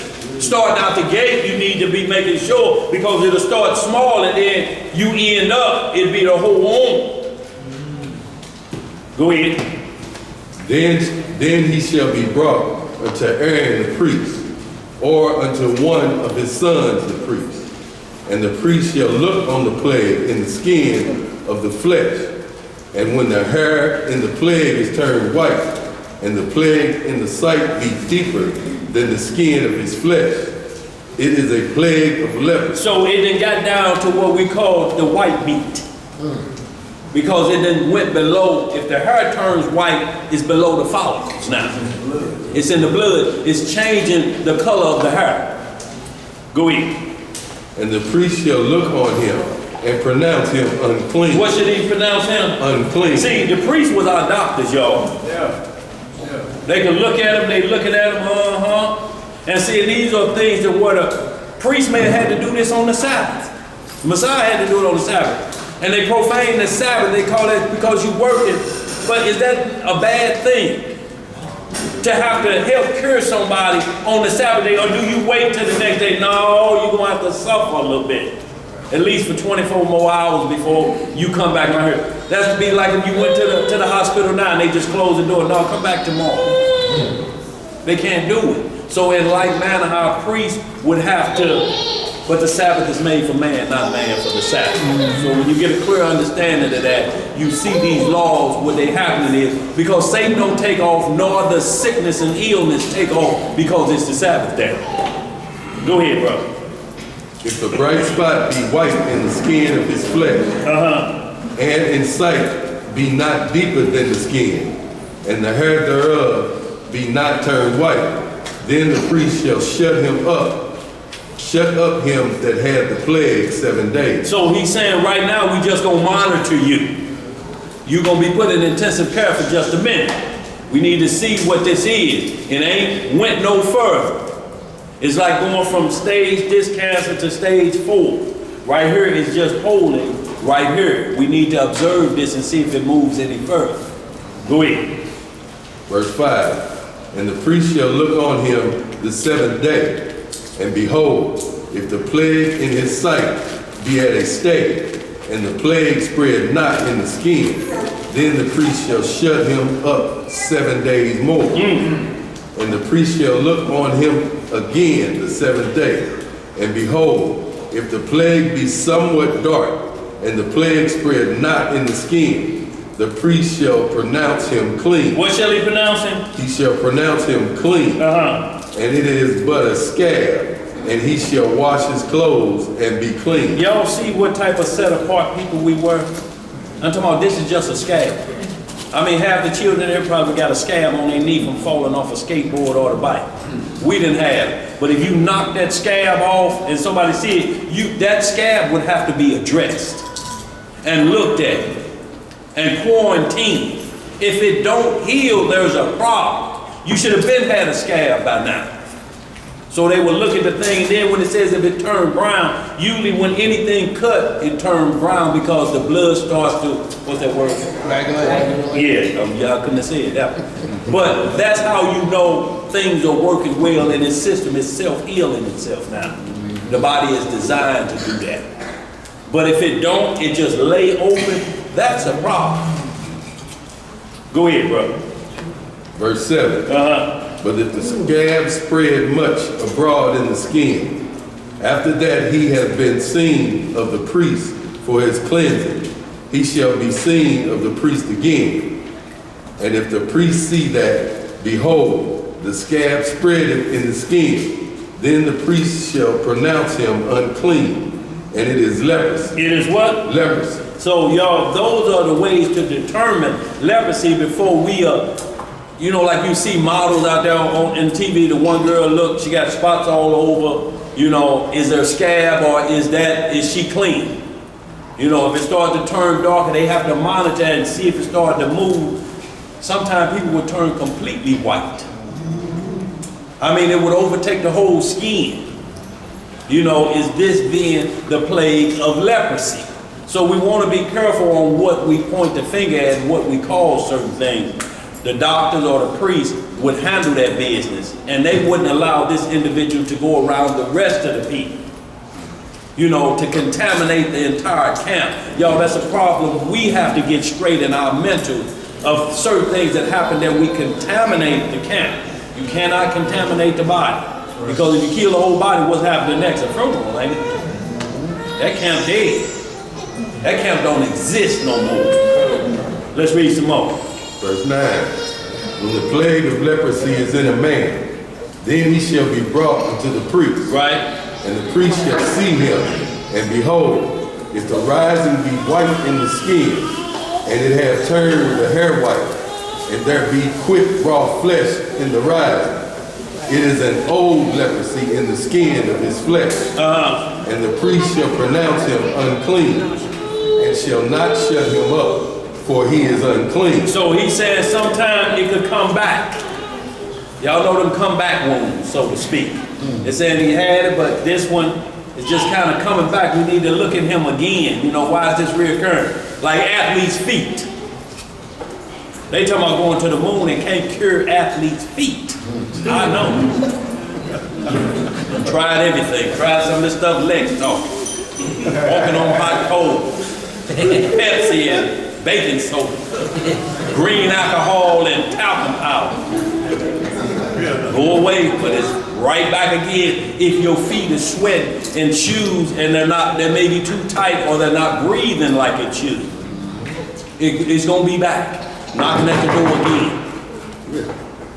And you can spread that in every shower. And that where most athlete feet picked up at? Let's get some more. Verse 12. And if the leprosy break out abroad in the skin, and the leprosy cover all the skin of him that had the plague from his head even to his foot, wheresoever the priest looketh, then the priest shall consider, and behold, if the leprosy have covered all his flesh, he shall pronounce him clean that had the plague, and is all turned white. Read it again. Verse 13. Then the priest shall consider, and behold, if the leprosy have covered all his flesh. So that's full body covering. Full body. You from black to white now. Go ahead. He shall pronounce him clean that had the plague. It is all turned white. He is clean. So this is what's happening over in Hamitville, where they're putting these children to death that look like that. They call them moon children because they can't handle the sun. They can only come out in late evening or at night because the sun will burn them up. They're not plague children. The leprosy is cured. It's taking away their pigment. Clean lepers. Clean lepers. They can dwell amongst you. It says they're clean. So we had to know the difference that you wouldn't be looking at somebody sideways. Man, look here come this nigga here with that blonde robe. White knuckles. Damn. You gonna pass him your beer? You gonna let him drink out his own cups? We had to be careful of that, y'all. Go ahead. Verse 14. But when raw flesh appeareth in him, he shall be unclean. What kind of flesh? Raw flesh. And y'all know, if y'all ever seen anybody, a heroin addict that scratches, you will see raw flesh. Yeah. They will scratch down almost to the bone. I seen it at the barbershop. Man needed $10 to get that thing, and you think I'm lying, he dropped his pants right in the barbershop and showed his leg. I'm talking about look like bullet holes, like a bullet was dug out of there. He like, here man, hurry up, go get what you need. Pull your britches back up. Go ahead, bro. And the priest shall see the raw flesh and pronounce him to be unclean. For the raw flesh is unclean. It is leprosy. Or if the raw flesh turn again to be changed into white, he shall come unto the priest. And the priest shall see him. And behold, if the plague be turned into white, then the priest shall pronounce him clean that had the plague. He is clean. So basically, like what happened to Michael Jackson will be considered leprosy, but we can't say that because he rushed it. He went out and bought some cream and bleached himself. The same as Lil' Kim, the same as the rest of us. Sammy Sosa, y'all seen him? I don't know if some of y'all know who Sammy Sosa is. He used to be a Chicago Cubs baseball player. Was in the home run derby with Mark McGuire. But if y'all see him now and the excuse that he made to go from that, I mean even the eyes, and so is T.I.'s wife. These is the new things to turn yourself into a leper. Bleach yourself out. Destroy all your melanin. Destroy all your melanin. They willingly doing it. They're paying tens of thousands to do it. What they paying? Tens of thousands of dollars to do that. Let's get some more. Verse 18. the flesh also, in which even the skin thereof was a boil and is healed. Was a what? A boil and is healed. So y'all know how that's looking. If you see somebody with a ball on them, you stepping back. Because if it busts, you don't want to be nowhere in the vicinity, do you? Huh? Look, you go in somebody's bathroom now, you look at the mirror, you like, man, this is it city. But they just was in there like this. Ah!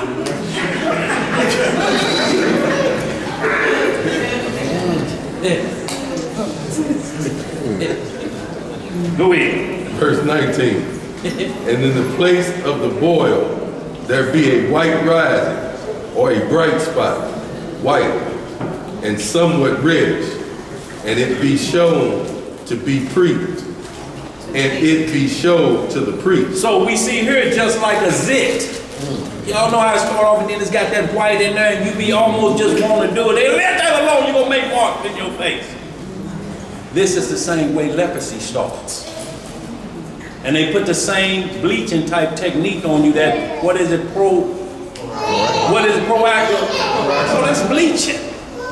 It destroys, it's trying to destroy that out and it's changing the dark color to try to blend it back in with the skin, but you need it to be dark. The rest of the skin will catch up to it. But you try to bleach it back out to make it match the other skin. Quick picking. Go ahead. And if, when the priest seeth it, behold, it be in sight lower than the skin, and the hair thereof be turned white, the priest shall pronounce him unclean. It is a plague of leprosy, broken out of the boil. But if the priest look on it, and behold, there be no white hair therein, and if it be not lower than the skin, but somewhat dark, then the priest shall shut him up 7 days. And if it spread much abroad in the skin, then the priest shall pronounce him unclean. It is a plague. But if the bright spot stay in its place and spread not, it is a burning boil, and the priest shall pronounce him clean. Or if there be any flesh in the skin whereof there is a hot burning, and the quick flesh that burneth have a white bright spot, somewhat reddish or white. See how it's getting into detail with it, y'all? This is detail. And like the verse before that. What verse is it? 25. Or if the flesh in 24, there be a hot burning and the quick flesh. That could be just like you burn your hand on the stove, it instantly blisters up. You know, that's just a burn. You know what I'm saying? Get some butter, cocoa butter, whatever you put on. That's not a disease, you know. Go ahead, bro. Verse 25. Then the priest shall look upon it, and behold, if the hair in the bright spot be turned white, and it be in sight deeper than the skin, it is a leprosy, broken out of the burning. Wherefore the priest shall pronounce him unclean. It is the plague of leprosy. But if the priest look on it, and behold, there be no white hair in the bright spot, and it be no lower than the other skin, but be somewhat dark, then the priest shall shut him up 7 days. So we can skip down. I want to just skip down, y'all, for time's sake. Let's skip down to verse 32. And y'all, this is, I tell you what, verse 31. I won't just move around. Y'all read the whole chapter on your own time, because now we're getting into spots of the hair have to be cut off almost like a cancer victim. You know, so a lot of times you may see a woman with her hair shaved off. No, she ain't acting like Amber Rose. You know, she may be going through chemotherapy or something, and the hair have to be shaved off. You have to shave that plague away, because it can lay in the hair follicles. I mean, they can test her for DNA, can't they? Yeah. They can find a small string and tell who it came from. Right. Go ahead, bro. 31. Verse 31. And if the priest look on the plague of the skull, and behold, it be not in sight deeper than the skin, and that there is no black hair in it. That there is no what? Black hair in it. Then the priest shall shut up him that had the plague of the scald 7 days. And in the 7th day the priest shall look on the plague, and behold, if the scald spread not, and there be in it no yellow hair, and the scald be not in sight deeper than the skin, he shall be shaved. He shall be what? He shall be shaved. But the scald shall he not shave. So don't take them clippers too low, because you're going to infect what? The clippers. This is why barbers have all that sanitation stuff. All Hebrew men have what'll cause them, because the hair is coarse on their beard. If you shave it too low, when it grows back again, because it's curly, it'll grow out and grow back into the skin. Now that's foreign to the inside of the skin, and it creates those bumps. And it's called folliculitis barbies. I'm close, but it's that. A lot of times, Hebrews would get shaving waivers in the army and different things. They had to, because that would happen. I'm talking about you have the leather face. You know, I'm talking about where you shave, and the main thing is our people should shave one way. If you're going up have to be, everything has to be up. If you come down, you have to do everything down. You can't go up and down, because it inflames the skin. And when the hair comes out, that's what it do. And you actually have hair follicles growing under the skin. And that's where they made a killing off of tweezers for us. And a needle. Picking it out, picking those hair out, you pluck it out, and that's left over. Green alcohol in. Go ahead, brother. Verse 33 again. He shall be shaved, but the scald shall he not shave. And the priest shall shut up him that had the scald 7 days more. So we can hold there, y'all. Y'all read all of that. But jump down to 47 on this. I just want to get into the garments. Leviticus chapter 13, verse 47. What it say? The garment also that the plague of leprosy is in, whether it be a woolen garment or linen garment, whether it be a wart or a woof, or woof of linen or woolen, whether in a skin or in anything made of skin. And if the plague be greenish or reddish in the garment or in the skin, either the wart or in the wolf or in anything of the skin, it is a plague of leprosy, and shall be shown into the priest. See, and what happened is those balls, we used to get things back in the day when you slept on dirty sheets. When you played out in the sand, you got tetanus. And if tetanus wasn't addressed immediately and you got them antibiotics, those sores would bust open and they'd be green. I had to go to school with a tetanus cap on. Shame. All it is a cut up t-shirt sewed like a cap. Nurse was so ashamed he had fashioned one of them skull caps around the head and tucked up on the teacher. Said, remove your cap. He said, because his was swollen and bleeding. But all it was tumbling on them dirty mattresses we got beside the dumpster. Pea stains in them, everything in them. We flipping on them, head in them. 2 days later, tetanus. And it's contagious. And I'm talking about you will have it to the point where pus start flowing out of it. It's so contagious. Go ahead. Verse 50. And the priest shall look upon the plague, and shut up it that had the plague 7 days. We can hold up, y'all read the rest of that on your own time. You feel a bit of Isaiah 56 Hey, and also, 1. Dan, chapter 14, going to the cleansing of the lepers as well. Yes, sir. If they want to read chapter 14, and when you get down to verse 33, you go into the leprosy of the houses, which you know today is mold. Oh, yes, sir. Mold. Yes, sir. You know what I'm saying? Black mold, because of water running, form black mold. That's called leprosy of the house. Priests that come empty the house out, come look at it and determine like how far along Absolutely. Some of that mold keep. It's contaminated. You have to clean the walls out and get the fiber, you understand? So, yeah. Especially the flood victims have to do that. That's why they don't try to fix that up. When that water, you see it on the drywall right there, that has to come out. Yeah, cut it out. You have to cut all of that out because you breathe mold spores. That contamination will get inside you and eat you up from the inside out. Y'all read that chapter 14 as well. And also chapter 12, it talks about childbirth and the difference in how you should be set apart unclean for a boy child 40 days, for a girl child 80 days of separation. Yeah. And this is the same thing you read earlier, some earlier writings about how the earth itself was done like that. How they didn't till it for 80 days and different things.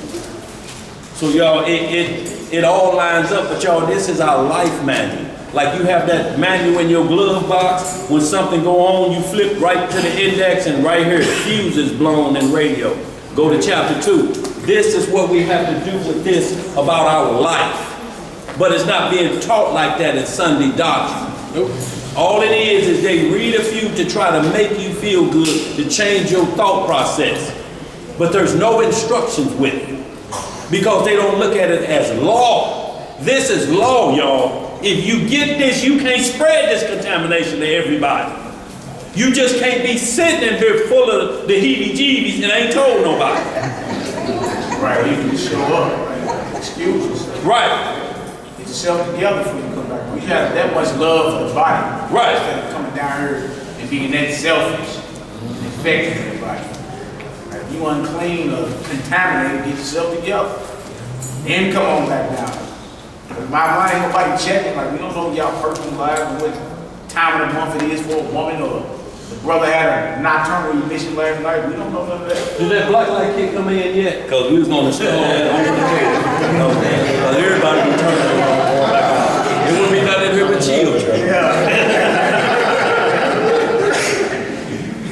We'll go ahead and finish this song, man. Okay, let's hit this Isaiah 56 and 1, y'all, because a lot of times certain laws that we're reading about don't apply to certain people. They apply, but they're not expedient. Like, beard laws don't apply to me. Beard laws apply to Zay, Ariel, Yaqui, and whoever else got a beard out here. Beard laws apply to you. But they told me to cut my mustache off in 1980, and this is what I got back.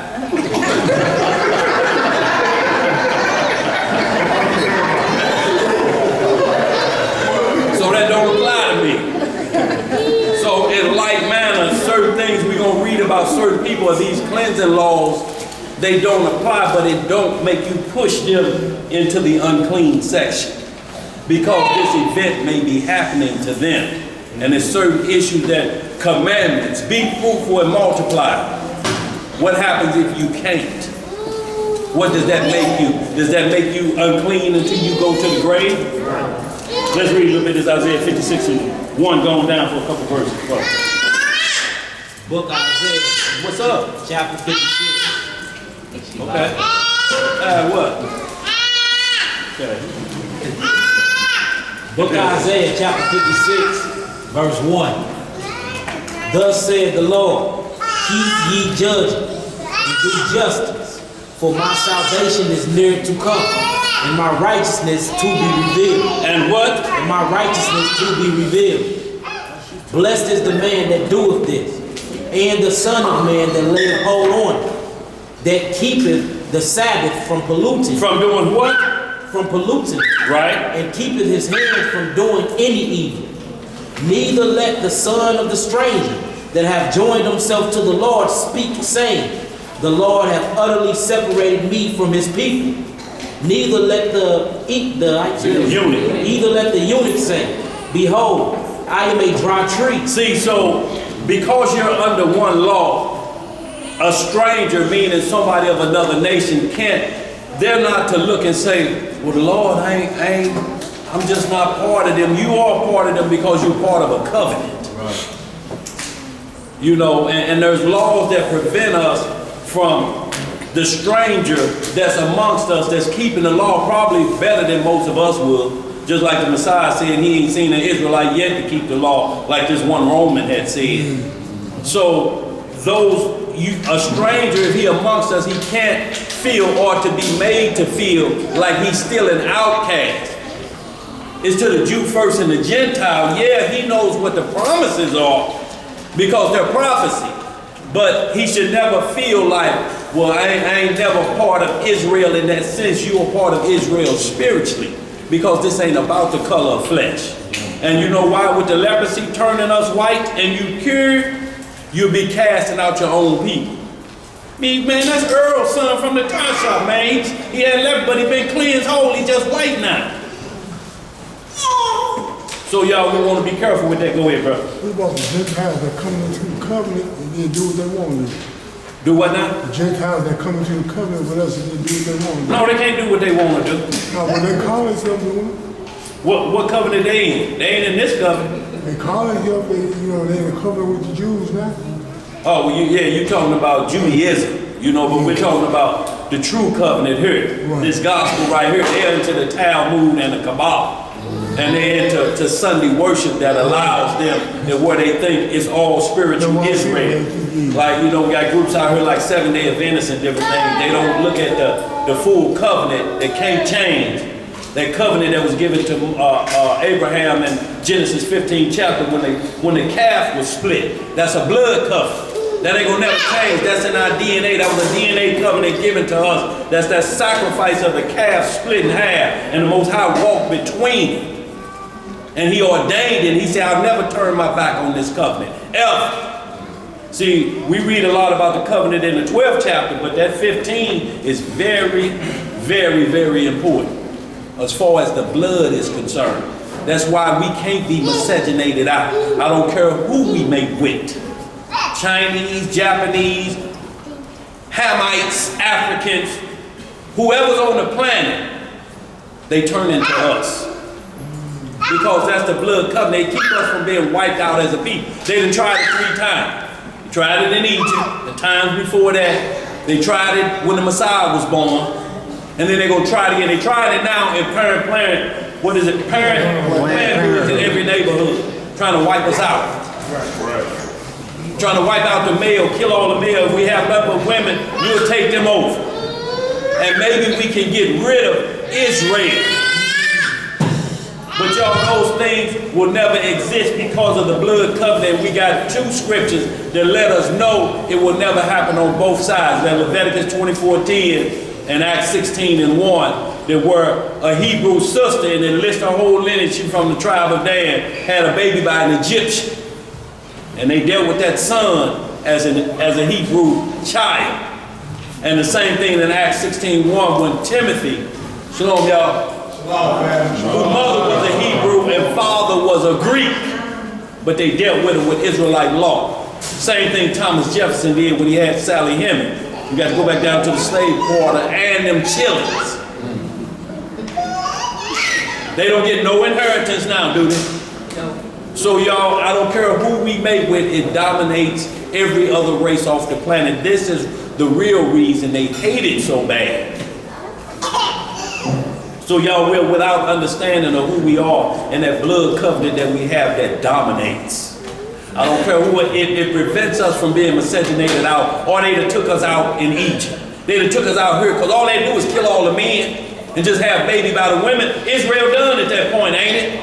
This stops that doctrine from saying the seed can only come from the Father. But everywhere we read in the scripture, Genesis 46, Genesis 3 about Genesis 5, I'm sorry, Adam's seed, it talks about offspring, both sons and daughters. It mentioned both. That's the seed. If you try to make it one person, hell, none of us can tell 3 generations. Now, how we know Massa wasn't in the house? That's right. Who can prove Massa wasn't in there? Come out pulling up his suspenders. And it was the same way in Egypt. They was raping.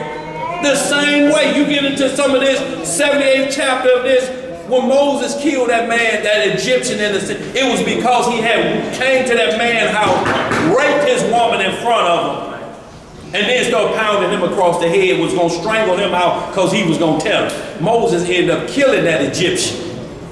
These Edomites learned their captivity from black folks, from the Egyptians, of what to do.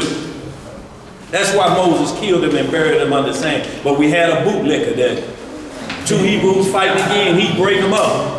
Oh, you gonna kill me like you did that Egyptian? You're like, oh, this thing, no, I got to get ghosts. So y'all, we see ain't nothing different about the color. It ain't about color. It's about that blood covenant. Because if it's about color, we'd be in a black power movement like they trying to get us into now. Pan-Africanism. That sounds like some dish at a Rag joint, don't it? Pan-Africanism. The hell is that? Yeah, absolutely. So where we at? It's more than 56? Y'all, we ain't got long, about 30 minutes, y'all. Go ahead. Verse 4. What it say? For thus said the Lord unto the eunuchs. Unto the who? Unto the eunuchs. Right. That keep my Sabbaths and choose the things that please me and take hold of my covenant. And take hold of my covenant. What was the Messiah? He practiced spiritual eunuchism. And Paul. So were they violating commands to be fruitful and multiply? Should the Messiah have been fruitful and multiplying? He was fruitful supernatural because everybody on this doctrine worldwide is off of that doctrine. So this is why we get back to the two seeds that was planted in Eve was supernatural seeds that produce offspring, all of y'all in here now. From doctrine, from gospel, from knowing right and wrong. That's the production. Satan got his seed in there too.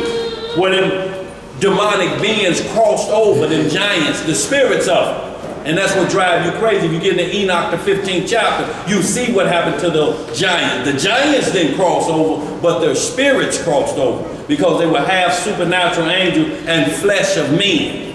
The flesh died out, but the spirits crossed over. That's what had Saul going crazy.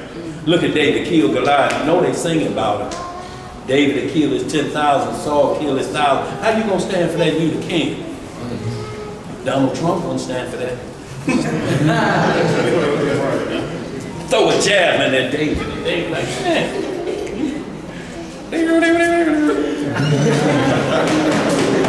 That's what music soothes a savage beast. And he would play that spirit out of him. Now, is that witchcraft? No, it's certain things, y'all. So when you see certain things that the Messiah is doing and somebody say, well, that right there, that's witchcraft. Say, well, what was David doing playing that harp and driving evil spirits away? What about Urim and Thummim that the priest was using? So y'all, we have to be careful that what's clean goes to unclean. When you start using a Ouija board, it's unclean because now you're communicating with the dark side. You're not communicating with the Most High.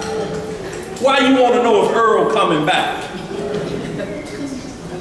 Ask them for the Powerball numbers and watch Earl show up tomorrow. Just like a parent that show up when his son is a basketball star and get drafted. The other ones show up, don't they? When the riches come on the table, they show up. But we asking simple things on that dark side. And you open portals up for that against the writing because it's a mirror imitation of what we're doing. Satan is just demanding that you use it to worship him. Where we at? 56 and what? 5. Okay. Even unto them will I give in my house and within my walls a place and a name better than of sons and of daughters. I will give them an everlasting name that shall not be cut off. Also, the sons of the strangers that join themselves to the Lord to serve him and to love the name of the Lord and to be his servants. Everyone that keepeth the Sabbath from polluting it and taketh hold of my covenant, even them will I bring to my holy mountain and make them joyful in my house of prayer. Their burnt offerings and their sacrifice shall be accepted upon my altar. And my house shall be called a house of prayer for all people. The Lord God which gathered the outcasts of Israel said, yet will I gather others to him beside those that are gathered unto him. All ye beasts of the field, come devour, all ye beasts in the forest. His watchmen are blind, they are all ignorant. They are all dumb dogs. They cannot bark, sleeping, lying down, loving to slumber. Yeah, they are greedy dogs, which can never have enough. And they are shepherds that cannot understand. They all look to their own way, every one for his gain from his quarter. Come ye, say they, I will fetch wine. I will fill ourselves with strong drinks, and tomorrow shall be as this day, and much more abundant. So those are the road priests, but what I was talking about is the stranger that amongst us, you have to judge fairly among them. There's a lot of Israelite groups out here that strangers are keeping, like, man, we did a good lesson on Uriah the Hittite. And his loyalty was above every Israelite at that time. It was above David. It was above Joab, his captain. It was above Bathsheba, what he did and how he served the Lord of the Hamite nation. So we have to judge accordingly. And we can't let no outsider judge our strangers. It's lawful that, what's that, Deuteronomy 23, hit that for me, that one verse. Deuteronomy 10. Deuteronomy 10, what? 16. 16 through 18. And it's just something that we have to understand, because if you don't, it says, curse be the man. Hit that for me, y'all. We're going to move on. Just got a couple more scripts here, y'all. We're going to get out of here. But I want to get into the uncleanness of the food. And y'all, we're going to close out and just hit a couple of the Messiah. And what makes you clean mentally down. What washes us clean until evening. Deuteronomy chapter 10, verse 16, you said? Yeah, 16. Yo, this is something very important, y'all, because you will have some people that try to make you feel like, you know, okay, if they are amongst us, then we're going to be whooping their rear end. I'm stringing up Billy as soon as he get through serving Kool-Aid. Look, the same cats got amongst them right now. Right. Until you Chuck Norris is an Israelite. But you come down here and see somebody with another nation, your nose turned up. You got him standing next to you on the streets, Chuck Norris. Chuck Norris is an Israelite now. Bruce Lee is an Israelite. Who else they said was an Israelite? John Travolta, because he was dancing, how he was dancing in Greece, the movie Greece. See, only the Israelite can dance like that. Not doing it, he had a choreographer. Showing my Right. And everybody's an Israelite now. Y'all gotta watch this, man. That's another doctrine. Now, who's saying that? Everybody's an Israelite. The alphabet camps out of New York. Yeah. They say Chuck Norris is one. Because Chuck Norris claiming to be, have some type of ancestry on down the line or whatever. But you turn your nose up to see somebody amongst us that's down the truth. So at the same time, they throwing shade, but you got somebody just like Chuck Norris standing right next to you. But he must be an Israelite because he understands the truth. That's what they say. Like, can't nobody else understand the Bible but Israelites. So even if they look like Conor McGregor and he understands the Bible, then he must be an Israelite. But that's their logic. Right. You feel me? Instead of just like, come on, man. Instead of saying, look, somebody of another nation that understands the truth. It's just what it is. It's just what it is. And there's many examples in the Old and New Testament that show you that. Many examples. Where you at? Yeah, Deuteronomy chapter 10, and start at verse 15. Chuck Norris. Look, and they just talking about how quick they are with their hands and weapons. But they all have training, y'all. Like most dancers, Elvis, when you look back, who he got his moves from was a brother that taught him how to swivel hips like that. Yeah, Elvis is Israelite too. They actually got it from a woman, Sister Rosetta Law. That's who taught him how to move across the stage like that. Him and his friend used to sneak in the back of the church and watch her perform. And so he used to record her moves and her guitar licks. But her name was Sister Rosetta Law. Now he the king. Y'all see that? All of it from us because we have to dance and praise. In that blood is something called rhythm. It ain't in nobody else. It's automatic with us. That baby right there start dancing and doing moves. It's in there. It's rhythm in there. They said, you guys have so much rhythm. That's in the DNA as well as speed. as well as thought process, all of that came with that blood covenant to show the rest of the world who Israel is. Because we'll be wiped out. Let me just read this to y'all. We're going to move on because we ain't got but a few minutes. This is from George Orwell. Y'all know he did a few, the day America got attacked by aliens, particular matters. The most effective way to destroy people is to deny and obliterate their own understanding of their history.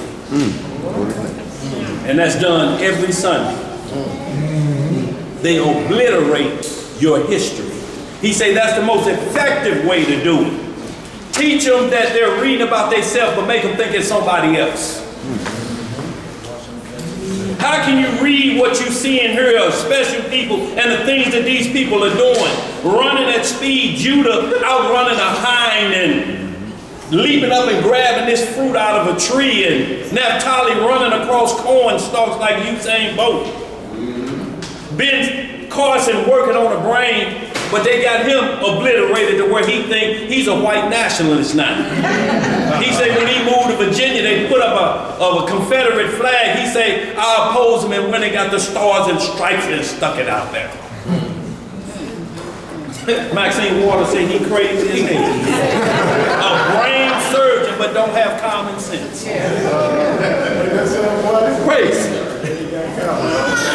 Where we at? Deuteronomy chapter 10, verse 15. What it say? Only the Lord hath a delight in thy fathers to love them. And he chose their seeds after them. He chose what? Their seeds after them. Even you above all people, as it is this day. Circumcise therefore the foreskin of your heart, and be no more stiff-necked.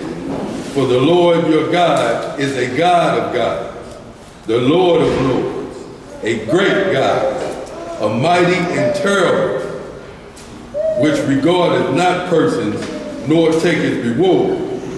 He doth execute the judgment of the fatherless and widow, and loveth the stranger, in giving him food and raiment. Love ye therefore the stranger, for ye were strangers in the land of Egypt. Is that it? Yeah, so when we say what is love? Keeping the commandments. So you have to deal with a stranger according to the commandments. Ain't no other thing talking about he ain't black enough, or he ain't white enough, or he ain't this. According to the commandments of the stranger. You go outside of that, curse be the man that go outside of the law of how to treat a stranger that loves your God like you do. Don't mean he gonna leapfrog against you. The rules are there in Romans 11 chapter. If the wild olive branch bolts against the natural branch, he'll be checked immediately. They know where their place is. We just don't know where their place is at. Where we at? No, we're gonna hold y'all. Just get into just a little bit of the uncleanness in the food. Genesis 1:24 and 25. And then I want to hit Exodus 26:14 and Ezekiel 16 and 10. So we get the understanding of just because it's called unclean, don't mean it's defiled. It has a purpose. Everything the Most High made had a purpose. Or you're going to run into issues if you saying like you can't play, quarterbacks shouldn't play football because they use a pig skin. Where in the law is it say you can't touch a pig skin? It says you can't touch his carcass to do what? To eat it. It ain't saying you couldn't make a pair of sandals out of it. Had the skin on the cover. We're going to read that. That's what we're into. Coming up next, bro. You want that? So we're going to hit, after we hit this, Genesis 1:24-25, Exodus 26:14, and Ezekiel 16 and 10. Exodus 26 and 14. We're in the book of Genesis, chapter 1, verse 24. I'll wait till y'all get back. Then I want to hit that and wind this up. I'm going to hit a couple on the side, that Job 14 and 4. Because who can make a clean thing out of an unclean thing? Y'all, we have to be careful on what we make unclean clean. You ain't gonna never be able to make pig delectable. Is that a word? It actually is a word. It's like, why do we hide chitlins from other people?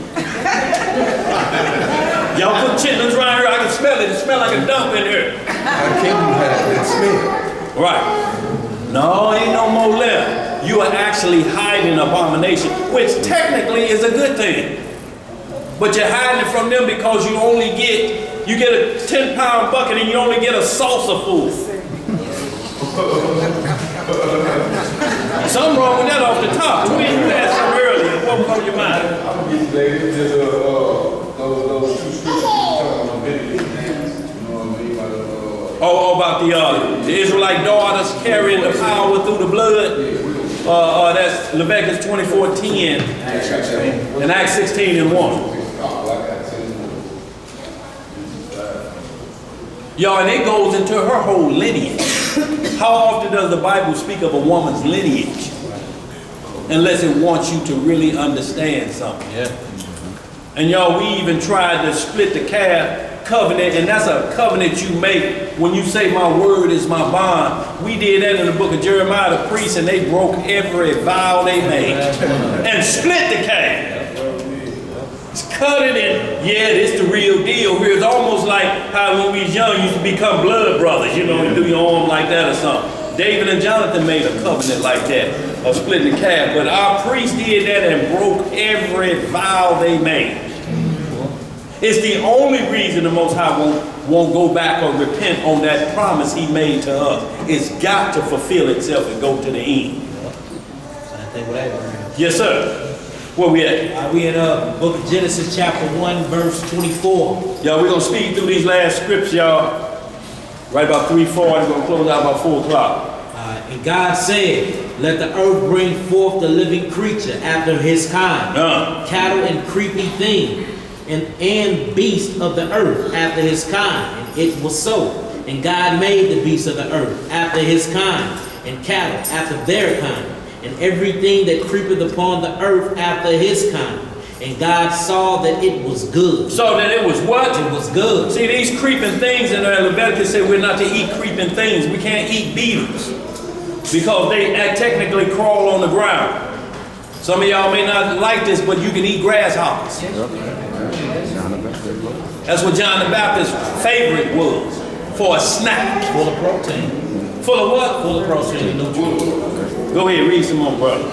And God said, let us make man in our image, after our likeness. And let them have dominion over the fish of the sea, and over the fowl of the air, and over the cattle, and over all the earth, and over every creeping thing that creepeth upon the earth. So God created man in his own image. The image of God created he him.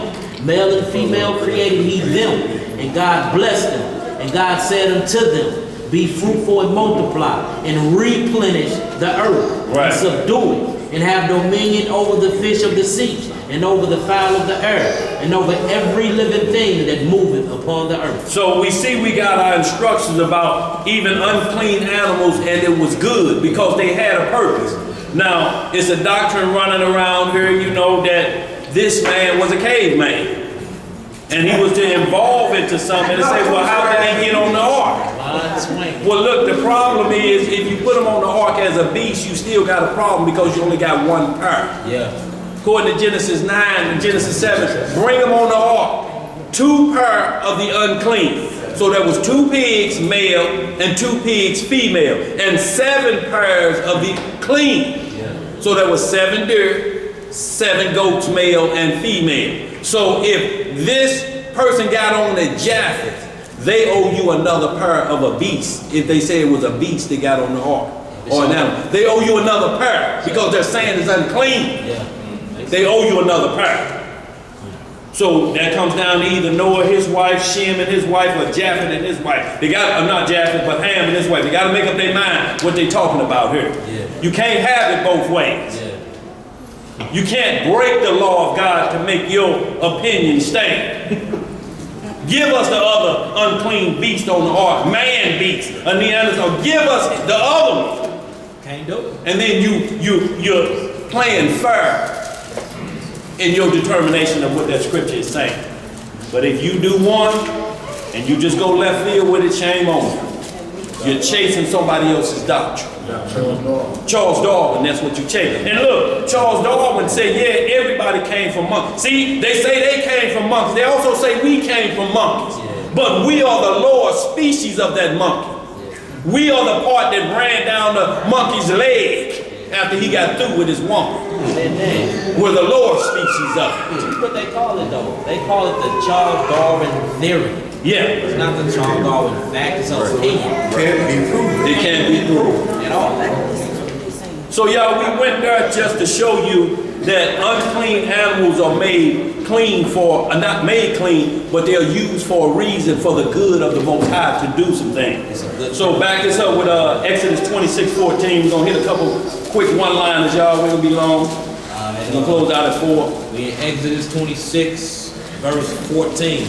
I'll wait till y'all get there. Y'all write this down too about the 9th hour, Acts chapter 3, verse 1, the most prominent time to pray. Prayer is good all the time, but we had ordained prayer time. Like Acts 3 and 1, and also Matthew 27:45, when the Messiah prayed and gave up the ghost. You know, at that time, the hour of prayer. And y'all just think, 12 hours later, Satan rules that time in your dreams, because now you're in another realm, so to speak, and he shows up to see if your prayer game like it should be in the 4th watch of the night, because there's watches in the night that the Messiah prayed in. Your game got to be up. You just can't sin because you sleep and think ain't nothing gonna happen. We just so lost for dreaming about the things you ain't supposed to do, and you let loose. And like you were saying, Dad, that's when you really inside your spiritual realm. Yes, sir. When you sleep, your soul leaving your body. That's why you wake up and you thank the Lord for what? Thank you for putting my soul back in my body. Yes, sir. So them sins be real sins because you committed in the spiritual realm. Makes sense? And y'all, that's why you be so tired if you've been on one of them long journeys or what they call an out-of-body experience. Yes. When you come back into your flesh, you are weak. And they have to feed you the same way the Messiah, 40 days and 40 nights. And when the devil tempted him, and then immediately angels start ministering, bringing them bread and water and things to strengthen the flesh back up. When you go into this spiritual journey, because basically you got high octane running right now. Normally your flesh running off of, what's the lowest grade, 87? Yeah, 87. Then you got that mid-grade, 89. You're running off a full premium, high octane when you into the spirit like that. And then you have to bring it back down into this, and this flesh ain't ready to handle it until you give it the protein it needs to build back up to handle that high octane of the Holy Spirit. And that's what Satan wants you to do. If y'all think you can't blaspheme the Holy Spirit in your sleep, when you see somebody, he died in his sleep, Satan will attack and kill you in your sleep. And you think he died so peacefully, how you know? Thousands die they sleep at night. Look it up. Thousands die they sleep at night. What you got, bro? What's the night hour in our time? 2 p.m. to 2:59. Yeah. 2 p.m.? Yeah, to 2:59. When it hit 3 p.m., we into the 10th hour of the day. Cause then that's 3 to 4, 10, 4 to 5, 11, 5 to what? Then 5 to 6, 12. 12, and you start, now you back to the beginning where you started. They'll have a 24-hour period day. It start at 6. So I'll just do them in 6s. 6 to 12. 12, you know what I'm saying? 12, just keep doing it in 6s. And then it consists of 24 hours. That's all started at 6 o'clock. Yes, sir. Let's get it. Where we at? Let's get these real quick. Exodus 26:14. Yeah, Exodus 26, verse 14. Right. It says, and thou shalt put the staves into the... Hold on, everybody there yet? That ain't it? That ain't it? My bad. Hold on. No, I'm wrong. Oh, okay. It's 5. Exodus 26 and 14.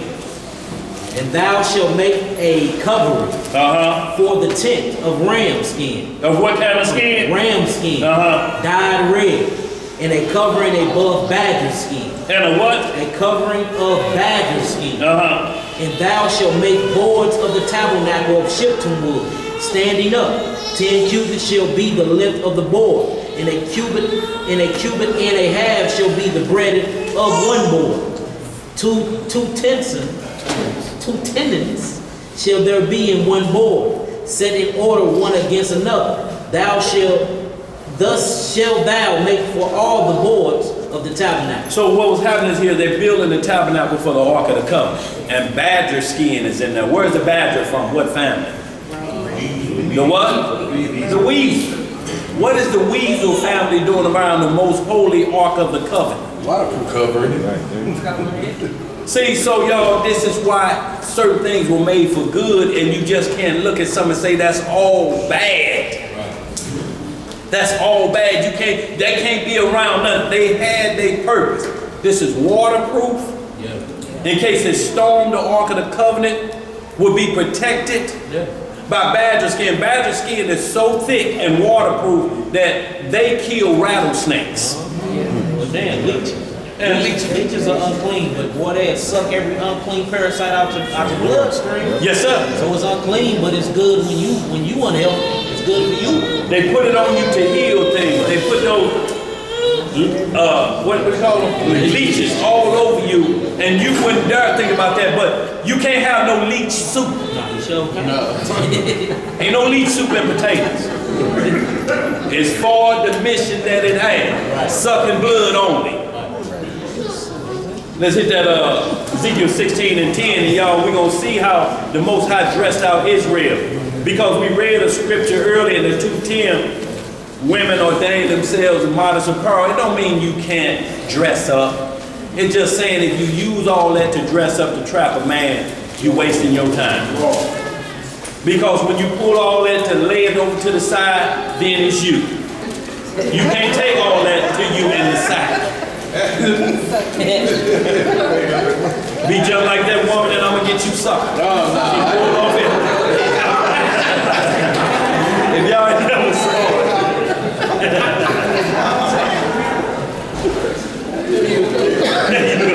So y'all, we want to be extra careful, y'all, that we don't get into the doctrine of exclusion. The Most High is trying to include everybody that will adhere to his laws, statutes, and judgments. To Israel first, to the Jew first, and then the Gentile. Tribulation and anguish and torment to the Jew first, and then the Gentile. So the flip side is still the same. So everything you read about in here, you read from an Israelite perspective first, and then also allowing somebody from another nation to take hold of it. But we got groups out here don't want nobody, and all it is black supremacy. It's just like white supremacy. We should know what's standing next to him. Right. But see, instead of saying he's from another nation, they got to make him an Israelite like they do Cornelius. Ain't none of them rocking like the Black Panthers or nothing like that. Right. Stop. Anybody that somewhat look like another nation, he must be supposed to be an Israelite. So they not even rocking with the black nationalistic mindset. He's like, well, how are you talking that when you got Chuck Norris standing like that? Right. That's your captain right there. It don't even make sense. It don't make sense, y'all. And we cannot be, y'all, bewitched with those type of doctrines of exclusion. And the reason being, y'all, the problem we have is because you're only going to exclude white people. And you don't understand our tormentors were dark-skinned from getting off the boat. Who got control of the land of Canaan till Esau took it from them? But they over there, well, Ishmael and them battling now for it. But all of Leviticus 18 on up is saying don't be like the Canaanites. Them ain't white folks. What you got, Elijah? No, I was just going to say that before the transatlantic slave trade, the Islamic slave trade was even greater. Yeah. Because they were forcing, just like they were forcing Christianity on slaves over here, they were forcing Islam on slaves, on Israelite slaves over there. And they do it in the penitentiary. They'll lessen your time if you join the Muslim organization versus a Hebrew Israelite. You a what? Did I hear you clearly? Or you a Muslim following the moon god Allah? No, I'm a Hebrew Israelite. Give him the whole. Give him 30 days and bring him back. Let's see what he thinks. A friend of mine said that the only religion that can't be taught in the prison that he's in is being Israel. But they have someone to teach every religion under the sun in there, except for Israel. Everybody that was teaching the nation of Israel were excommunicated, told to step down. Yeah, it is. Let's start here, y'all. This Ezekiel 10, because I just want to hit again of an unclean item that we were rocking, y'all. And it ain't no coincidence, y'all, that, and look, we don't even think about it when we talking about ourselves. Now, none of us look as gators as unclean. But if you got them on your feet, you're showing them off, ain't you? Walking pigeon toe. Just out here just chilling a little bit pigeon toe. And talking like this, so you look down. And the fine lady gators on.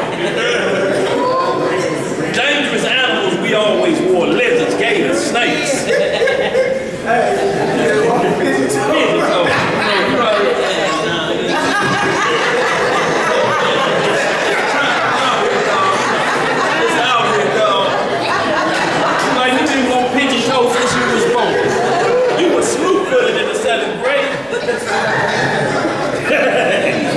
Let's get it, y'all. Where we at? Ezekiel 16. Let's get 8. Let's start at 8. And this is where the Most High married us, the nation of Israel. And we'll see how he had us decked out. So you get a clearer understanding when he's saying, don't wear the goat's hair, modest apparel, not overdoing it.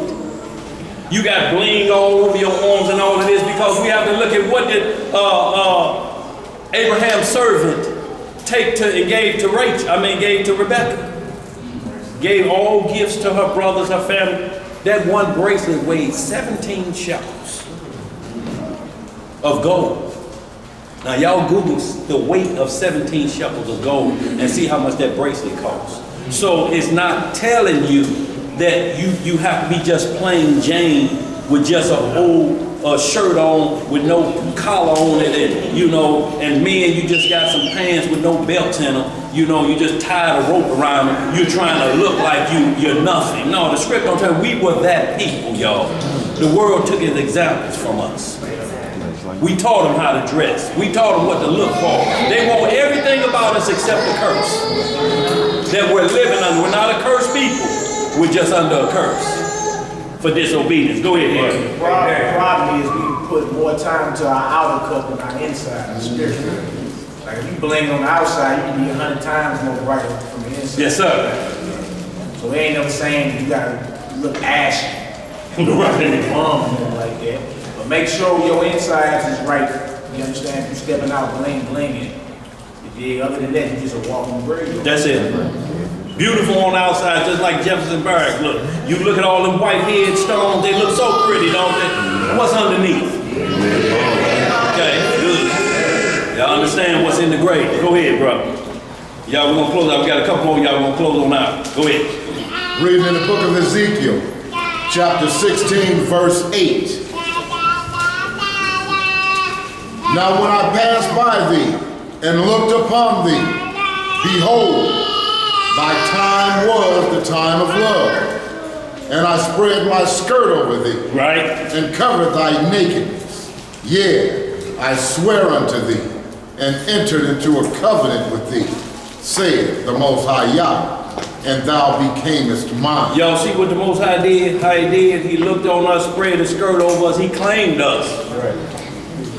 His garment over us, a protection over us. He said, when the time of love, if you back it up a little bit more, he said, he waited till we matured into this people, and that's our walk through the wilderness.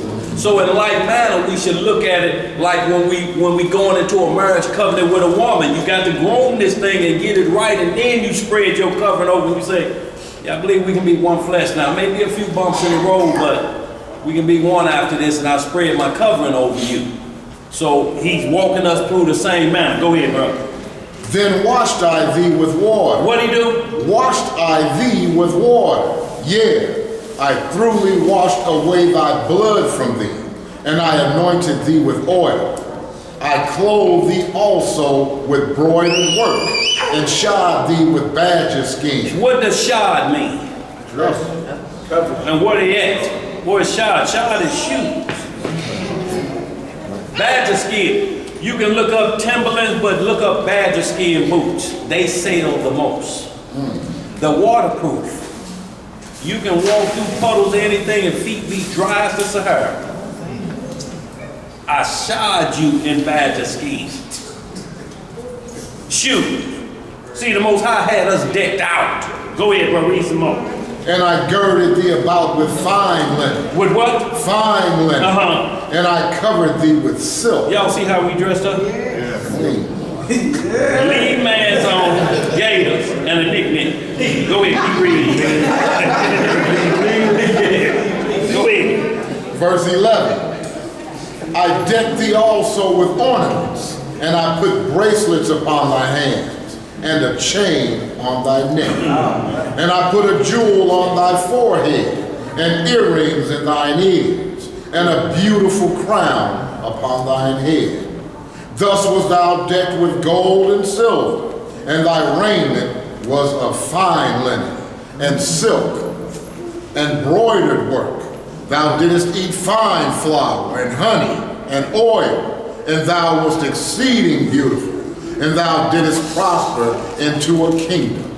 And thy renown went forth among the heathen for thy beauty. For thy what? For thy beauty. This is where, now we've been, women wearing braids all the time, but until Bo Derek wore them, now they on the scene. She running across the beach with braids. They never had them till we had them. Lip injections they get. They want the full lips instead of the thin fish lips. Soup noodles. Yeah. A soup noodle. You know. I'm talking about, y'all know what soup noodle, because they said our lips were so big we could cool off soup 10 degrees with 2 noodles. Well, like one single thing. Soup noodles. Go ahead, bro. And they want the big rear ends, all the whole 9. But they go into a mechanical side of it and inject it. I mean, to the point where they're injecting, what is that, caulking? That you caulk around the tub in there. Silicone. So they doing that now. And look him, I mean, everything she got up here, she didn't have to do. She's a monstrosity. What else they say, y'all? Read a couple more verses of that, y'all. We're going to get ready to get out of here. For it was perfect through my comeliness. What was it? It was perfect through my comeliness, which I had put upon thee, saith the Most High Yah. Now here our problem is. But thou didst trust in thine own beauty, and playest the harlot because of thy renown, and pourest out thy fornications on every one that passed by. His it was. And of thy garments thou didst take, and deckest thy high places with diverse colors, and playest the harlot thereupon. The like thing shall not come, neither shall it be. So y'all can read the rest of that, but y'all see how we fail and start using how we was decked out to our own lust and beauty. Right. It's a mirror image of what happened. You want to keep on? If we jump out 24 and 34. Yes, sir. Verse 24. That thou hast also built unto thee an eminent place, and hast made thee an high place in every street. Every street. You know them days of churches on every corner. Yes, sir. An eminent high place or a place of worship. You know them as the churches or the mosques, but what else is there? Thou hast built thy high place at every head of the way, and hast made thy beauty to be abhorred. To be what? To be abhorred. Them damn niggas. Y'all, do y'all know this is what this Civil War in America is about? Them damn niggas. Because they don't look at us as being decked out anymore. All you keep hearing is Black Lives Matter, but this is the same war that happened in 1863. About who? About Israel. That's what it's coming down to. We want it back the way it was, where you had to look down when they walked by. Yes, sir. To a 5-year-old son. You look down. He woke up, you look down. What a 5-year-old look like telling an adult something like that? You eyeballing me, mister? No, sir. No, sir. Go ahead, brother. And hast opened thy feet to everyone that passed by, and multiply thy hoarding. Y'all see that? Open their feet. Y'all know what it means when you open your feet? Spread them apart. He's talking to the nation of Israel, called the garments. To every nation that passed by. Thou hast also committed fornication with the Egyptians, thy neighbors, great of flesh, and hast increased thy hoardings to provoke me to anger. Behold, therefore, I have stretched out my hand over thee, and have diminished thine ordinary food, and delivered thee unto the will of them that hate thee, the daughters of the Philistines, which are ashamed of thy lewd way. Thou hast played the whore also with the Assyrians, because thou wast unsatiable, yea, thou hast played the harlot with them, and yet couldst not be satisfied. Hold it right there. You can hold it right there, but y'all, this is what I'm saying. If you looking at the Hamites looked at us and said, y'all worse than we are. They doing like this, like, show me how you committed that abomination. They're basically taking our instructions. How has the gold become dim now, y'all? Lamentations 4. The other nations are looking at it like, yeah, we rough, but y'all getting out of control. Even 1 Corinthians 5:1 say that we were the chief MFers at that time. We were into everything. He said, hey, see, y'all, a man should have his father's wife. Israel is like that. And who's the number one people that use the word MF more than anybody? Huh? So y'all, it's no coincidence that all of the parables and the prophecies are falling on one people. So every nation don't have an excuse of who we are. They know. And when they have the Olympics every 4 years, it's the... That's Israel right back here. Clean house. Clean house. Y'all, we got a couple more. Let's hit this Matthew 8:4. Y'all, we're gonna get these two. I want to make sure I get to the side end and let us understand. Matthew 8:4, Malik. Ephesians 5:26 and how man cleanses his way. So that y'all know how we have to cleanse our way before the evening prayer, y'all. Because we don't have a priest to go to now. You got to get your mind right. Like bro was saying, how you gonna come in somewhere and you know you need on some rubber shorts? Don't come down here with that. I mean, let a man judge and examine himself. If you know you can leave that and drink of this cup, don't do it. Women the same. If you know you just want to be there and you know you crapped out, you hurting real bad like that woman on I'm gonna get you sucker again. That's a movie. Yeah, that's one of my favorites. When that's what's wrong, she said crabs and her hair blew out and y'all know what I'm talking about. You know you like that, stay at home. Do yourself a favor. Because if you sitting over there like this, woo! And we holler Selah and you holler my dog. No, stay at home.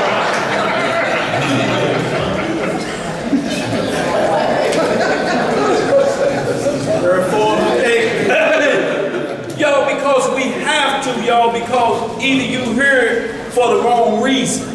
Something is going on that you just want to make an appearance and you bringing problems to the body, y'all. That's both male and female, y'all. Go ahead, bro. Where we at? Matthew, yeah, 8. Let's start at 4. And I just want to read that Ephesians 5:26. And John 13:1, we'll close out with the Messiah washing the disciples' feet, y'all, because that was the most important event that happened at the Passover. Feet wash. But what we're doing is he's getting us back to the order of Melchizedek. Hospitality, y'all, is the key amongst your neighbors and brothers. Somebody come to your house, how they be sitting there for 3 hours and you ain't offering them no water yet?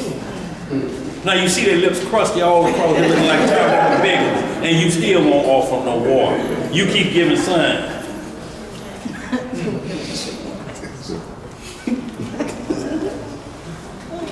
Where we at? Matthew chapter 8, verse 4. And Yahushua says unto him, I'll tell you what, yeah, back it up to verse 1. And just read down there, and that's just going to let us know about the Messiah was still keeping the law. Matthew chapter 8, verse 1.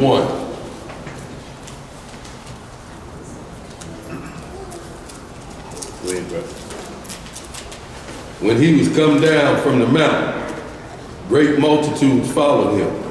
And behold, there came a leper and worshipped him. What that leper do? Worshipped him, saying, Lord, if thou wilt, thou canst make me clean. And Yahushua put forth his hand and touched him, saying, I will be thou clean. And immediately his leprosy was clean. So at this point, you'll have those that hate the Messiah was saying right there, the Messiah was unclean to eat and we don't see it. But he ain't seeing nothing else here. He's superseding the priest. They shall decrease, he shall increase. I'm talking about this instant cleansing. This ain't no 12-step program. This ain't no, you go back for 7 days. Instantly. So what you gonna put him away for? And both are clean at this point. He didn't transfer the leprosy. Let's read some more. And Yahushua said unto him, See thou tell no man, but go thy way, show thyself to the priest. Show thyself to who? To the priest. And offer the gift that Moses commanded for a testimony unto them. So see, he still had to keep them in law because he hadn't been crucified yet. So the veil hadn't been rent, so he had to make sure we're playing according to the law, but he was introducing them to Melchizedek. This fade out, but I don't want anybody to say you didn't do what the law say and go to a priest. He's like, go show them you clean. What they gonna do at that point? Examine them? Damn. Well, what did he do? How long you been put out? He's like, man, I walked up to him full of sores and lepers and white across the knuckles. And I'm clean. Is that it for that? Okay, let's hit real quick. Let's hit that Mark 5:21. Y'all, we got these two more, y'all, we'll be out of here.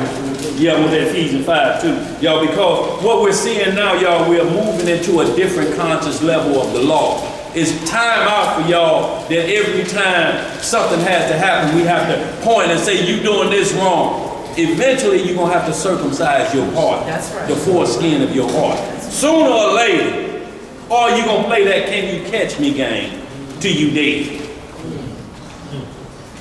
Can you catch it? Y'all, with these cameras out here, all of these cameras, y'all see that sister trying to backpedal, say, I wish they assassinate Trump. Yeah. She trying to pull it off too late. Too late. iCloud and everything got it. So don't get full of yourself and stand in the mirror and flick that camera and think you the only one got it. Yesterday, I had a picture come on my phone and it said, this is where we were a year ago. I clicked on it, damn, they tracked, you know.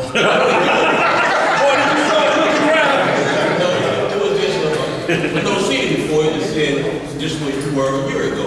It was a picture that I took a year ago. And then they, y'all think about that now. It's tracking latitude and longitude of every photograph taken on these phones. So they know exactly where you were when that photo was taken. This where you were this time last year. Y'all, so there's nothing that can stop what was happening but behavior. If you walking according to the law, I don't care if cameras follow you, if cameramen following you like this. If you walking according to the law, they gonna get tired and go find some more action. Oh, this Negro's bored.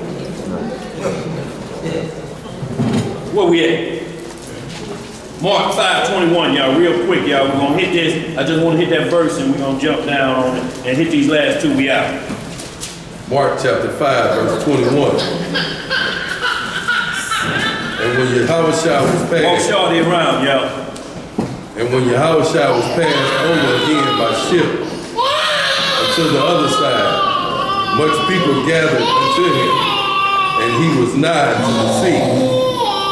And behold, there cometh one of the rulers of the synagogue, Jairus by name. And when he saw him, he fell at his feet. You got that drink for her. That's what she wants. And he besought him greatly, saying, My little daughter lieth at the point of death. I pray thee, come and lay thy hands on her. Do what? Lay thy hands on her. Now we know about Numbers 19th chapter, and it tells us about the dead and how the dead defiles you. Now he's finna touch a dead body. So y'all, we got to get this understanding and see what we see in the transitions of power, of laying on hands when the Holy Spirit is ruling, and you can just touch somebody and it cures them and heals. But we had a whole nother group despising that. Do y'all believe that despise? It's almost like when you're breaking off to your relatives who still going to Sunday worship. They actually have a problem with you learning the commandments. Yeah, some about you learning the Bible, the commandments. I mean, you got a look on your face of disdain because you're trying to do right. Go ahead, bro. They getting faker and faker. You can see straight through them now. Yeah, but see, right, you're not worried about that, but what we're saying is you're seeing that same practice around there that where you're being despised for trying to keep the commandments of the Lord. Right. That's a problem because they're saying you may identify my problem by you doing that. All you're doing is trying to walk in the word, deeds of the law. Right. Not talk of the law. Anybody sell wolf tickets? Go ahead. They think they copying somebody else calling themselves righteous. You know, when you can't be that fake and act like, you know, I can't see this and like you act like something wrong with me and I'm looking at how y'all acting. And if they imitate somebody else, they think that's right. Absolutely. I say, you act like the TV. Well, those are the ways of the world. Right. My sin don't count. I can do whatever I want to do. It don't matter. Then what you getting up every Sunday morning for, if that's the case? For what? To prove what to who? If you saved already, what you getting up for? Why you wasting your time? To do what other than going to show off or something? If you already saved, you shouldn't be no problem. Austin Lane should be off the table. You shouldn't even be able to die if you already saved. What you got? Like you said, if it ain't no law, then stealing, you can still steal and kill and do everything. Absolutely. Because they still steal like everything. They still like they ain't never been to church. So, right, so what we're talking about, y'all, is what's happening to you when you come into true faith of the Most High, and that's keeping His commandments so that ye may live. And if you just tell them, plain and simple, you ain't got to pound their head off, just tell them, I'm just trying to live forever.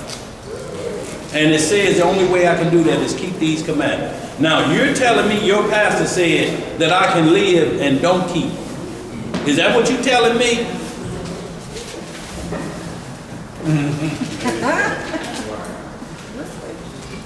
So, y'all, this is what we have to encourage y'all, but we have to keep walking this walk. We can't offend in word. Not in word. You can offend about something else, but we can't offend in this word because you got to give everybody you run across an opportunity, especially if you're talking to them, an opportunity to come on board. If you offend and they don't come, that's on your jacket. Can't cuss them out. You can't do that. If they won't listen to the words coming out of your mouth, show them your walk. Just walk the walk, and I guarantee you, they're going to be calling you late at night. You seeing what's going on? Now, you can be a little asinine and say, did you call your pastor before you called me?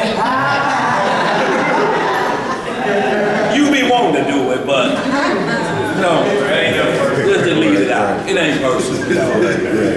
Even though you want to so bad. But that soul is poor and is reaching out at that point, and that's the devil trying you at that point. Telling you. Didn't call you the other day when you was telling them about that. They didn't call.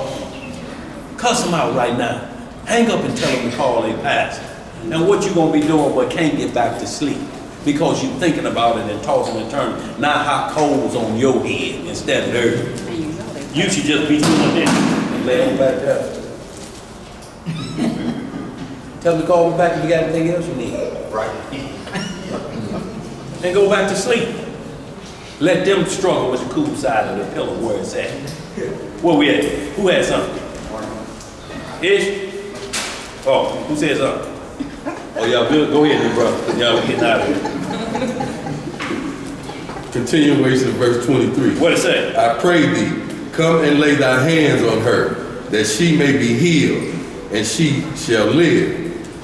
And Jehoshaphat went with him, and much people followed him, and thronged him.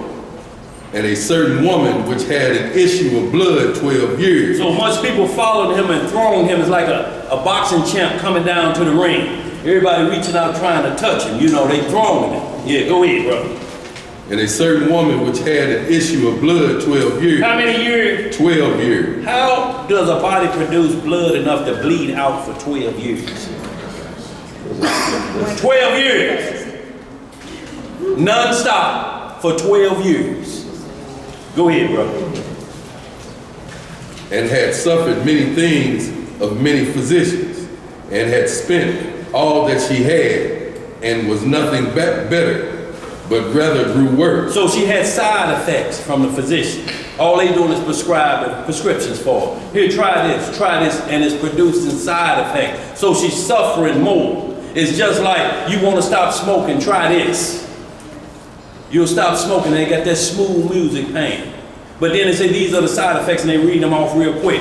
Visible gas, headaches, this, that, this, that, this, that. You got 10 more over here. 10 more over here when you got this one right here. So you suffer more. Y'all see today a whole bag of medicine. High blood pressure medicine, then you need a water pill. Well, the water pill flush out all the potassium. Now you need a potassium pill. Because potassium keeps the heart from cramping up because it's a muscle. So you're back to the high blood pressure, which is going to destroy your heart. So all the medicines do the work that was started at the beginning. And it's all related to diet. If you get back on the program, you can get rid of all the medicine. If it ain't took effect of where it's on the body already. Go ahead, brother. Verse 27. When she had heard of Jehoshaphat, came in the press behind, and touched his garment. Did what? Touched his garment. Now we just read anything that they touch, right? Right. Anything they touch ought to be put out for 7 days, right? Let's read some more. For she said, if I may touch but his clothes, I shall be whole. And straightway the fountain of her blood was dried up. See, it said a fountain of blood. Yo, this wasn't no light time of the month. This was heavy non-stop for 12 years. I mean, you know, it was rough on her. Y'all know how rough it was on her? It got older too. I mean, every time she come out, here come Big Cat Country. Y'all been out to Florida. Y'all been in Big Cat Country. It's terrible. Go ahead. I got something to try. What you got some about?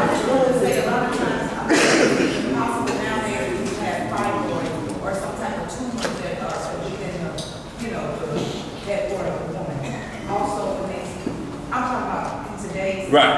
And also when women take the birth control shots. Yeah. They stop taking that shot. They won't bleed. I'm telling you, it's scary. The amount of blood that they can produce when they stop taking the shots. I went to a scenario, I'm saying, I had to go on my job, I had to go get blood pressure. Every day. Because she's changing the course of the natural cycle. Y'all, we that people, y'all, and if we don't follow these laws, statutes, and judgments of cleansing and healing, we're going to be in trouble. We're going to be a sick people. The whole head will be sick. Let's hit this last one, y'all. Then we're going to move over to this last Ephesians, y'all. We're going to close out here. Go ahead. That John 13 we're going to end with. Go ahead, bro. Where you at? Verse 29 again. What it say? And straightway the fountain of her blood was dried up, and she felt in her body that she was healed of that plague. So we see here again, mind over matter. All that money spent on the physician, all that time with the priest, and she thought then, the son is here. The king is here. If I can just reach and touch his garment, all this will stop. It was prophesied about. The mighty Redeemer. right. The chief healer is here. If I can just get through the crowd, if I can bust through the crowd and just grab the tail end of it, I'm going to be healed. Who got that faith in here? Let's read some more. Verse 30.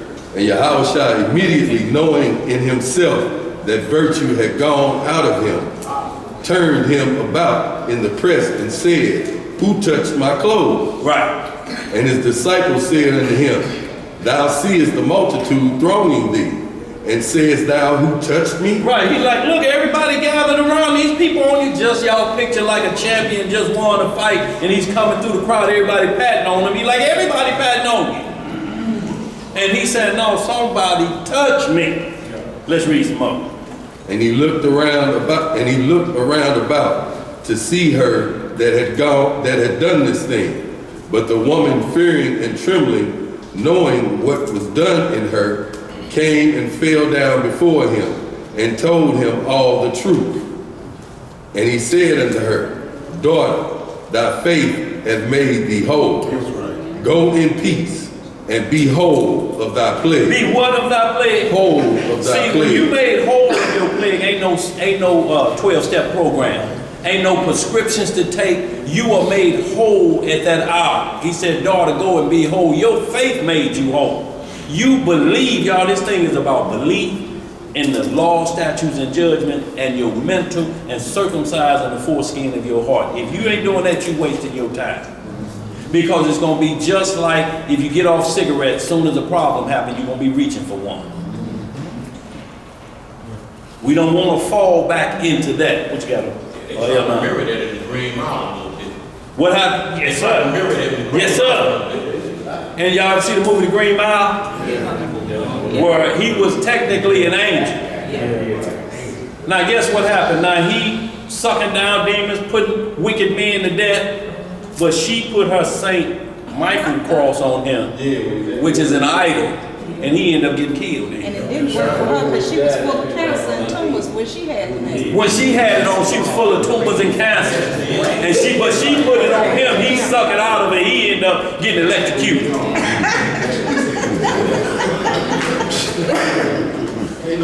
See, he should have grabbed it and thrown it out the window. This ain't no good. Right. You had this on, what did it do for you? Right. He already We can hold that, bro. Let's hit this Ephesians 5:26, y'all. We just want to see. Y'all write down Psalm 119, verse 9. How shall a man cleanse his way, y'all? We don't have priests to go to, y'all, so we got to find how we can cleanse ourselves. And it's always going to come back to the word because most of our problem or disease is diet related.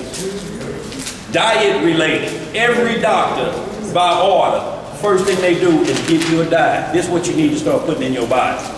If you can't do that, here's that prescription, and you know what comes with it. VG.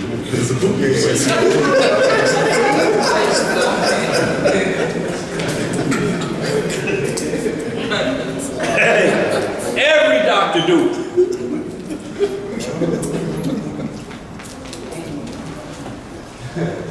But y'all, we didn't get into that Leviticus 11, but y'all get into that too, and you see everywhere we just weren't supposed to touch the carcass for food.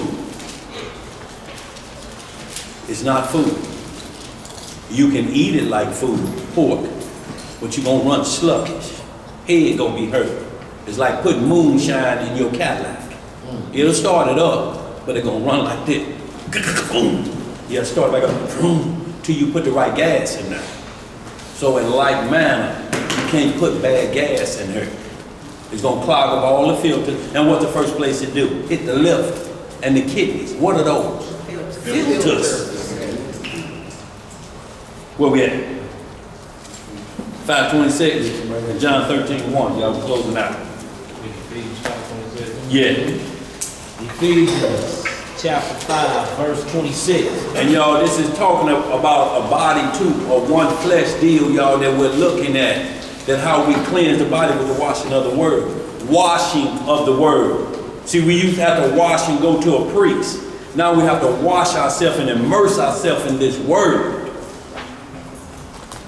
You have to dip yourself in this word and come up clean. If you don't, you're wasting your time. We can't get into this to make war with our brother. Because that's all you're going to do. Where we at? Ephesians chapter 5, verse 22. What it say? Wives, submit yourselves unto your own husband. Yes, sir. As unto the Lord. For the husband is the head of the wife, even as Christ is the head of the church. And he is the Savior of the body. What is he? The Savior of the body. Therefore, as the church is subject unto Christ, so let the wives be to their own husbands in everything. Husbands, love your wives. Do what? Love your wives. Even as Christ also loved the church and gave himself for it. So, give yourself. And y'all, this don't mean just crazy stuff. Because she embroidered with all stuff and pants where cakes is split and somebody with ooh, ooh, ooh, and you just quit looking at my woman. You should have checked that at home. Right.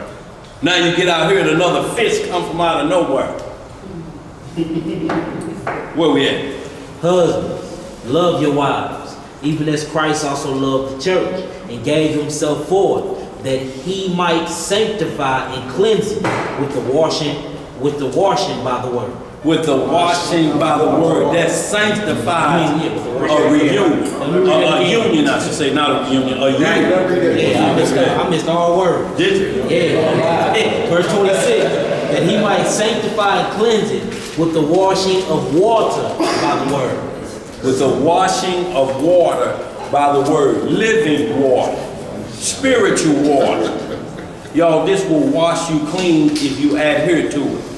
It's Mark 16th chapter. Is if you eat any unclean thing that somebody done tricked you out of. Not I'm talking about you ordered it off the list. You got it off the list and somebody slipped you. He said, I'll take care of all that as long as your mind is on what you're supposed to be on that dietary list. I'm not going to cleanse hog meat. I'm killing hog meat eaters that love it on the second coming, Isaiah 66:15. I'm killing all hog eaters. I'm talking about hog eaters that say, I don't care what them scriptures say. I love me some hog.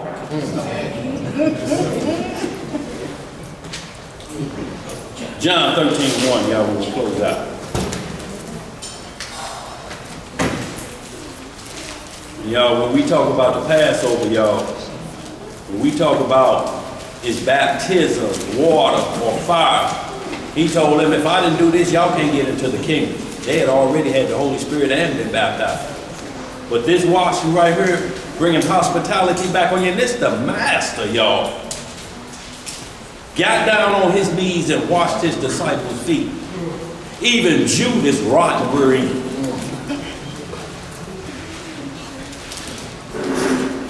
Where we at? Book of John, chapter 13, verse 1. You can still jump down to verse 5, y'all, for time's sake. Verse 5.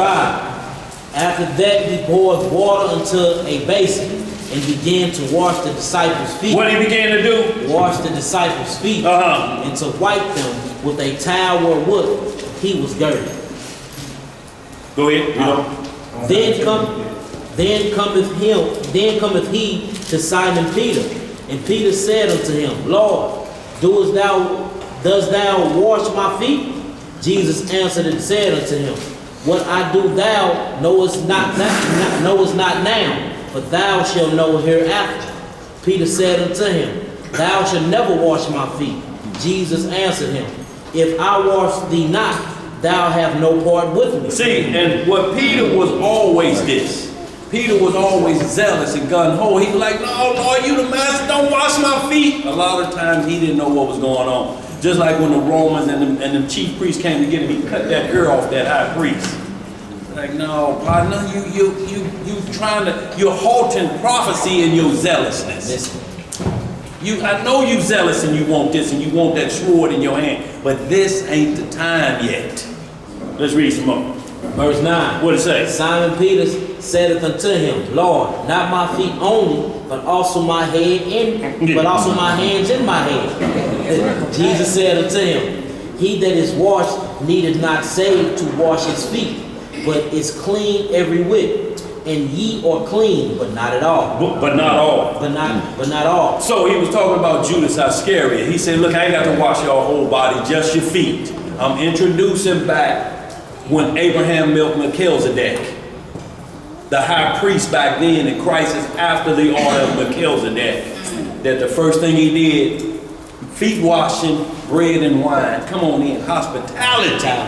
And drinking of that cup of the bread and the wine under that order. Abraham was under Melchizedek in that order. Anybody walk by, even when you read like the 21st chapter of Jasher, when he went to go see Ishmael, he said, I ain't seen my son for a long time. And the first thing he did, his Ishmael's first wife was a Canaanite woman out of control. He said, as soon as he pulled up on that camel, she was cussing the children out. Get y'all black! Get over here, you ugly boy! And he say, hey, is Ishmael around? She's like, no, he going somewhere hunting with his mom. These bad chillings around here, pretty. He like, no water for his feet. He said, you need to change you tell him when he come home. Old man stopped by and tell him to change the nail in his tent. See, the nail in the tent would be where you man lay his hat at, so to speak. No hospitality. They didn't invite him in. Ishmael changed the nail in his tent, and when Abraham came back to see his son again, first thing she did was come out with water, hospitality. He like, good choice, son, good choice. Can I say something? Yeah, go ahead, brother. Hey, again, there's a lot of people that know the Hebrews, but they are totally sworn against the testimony of the Messiah. Now, this guy online that says because the Messiah washed the disciples' feet. What man touched another man's grown feet? He must have been gay.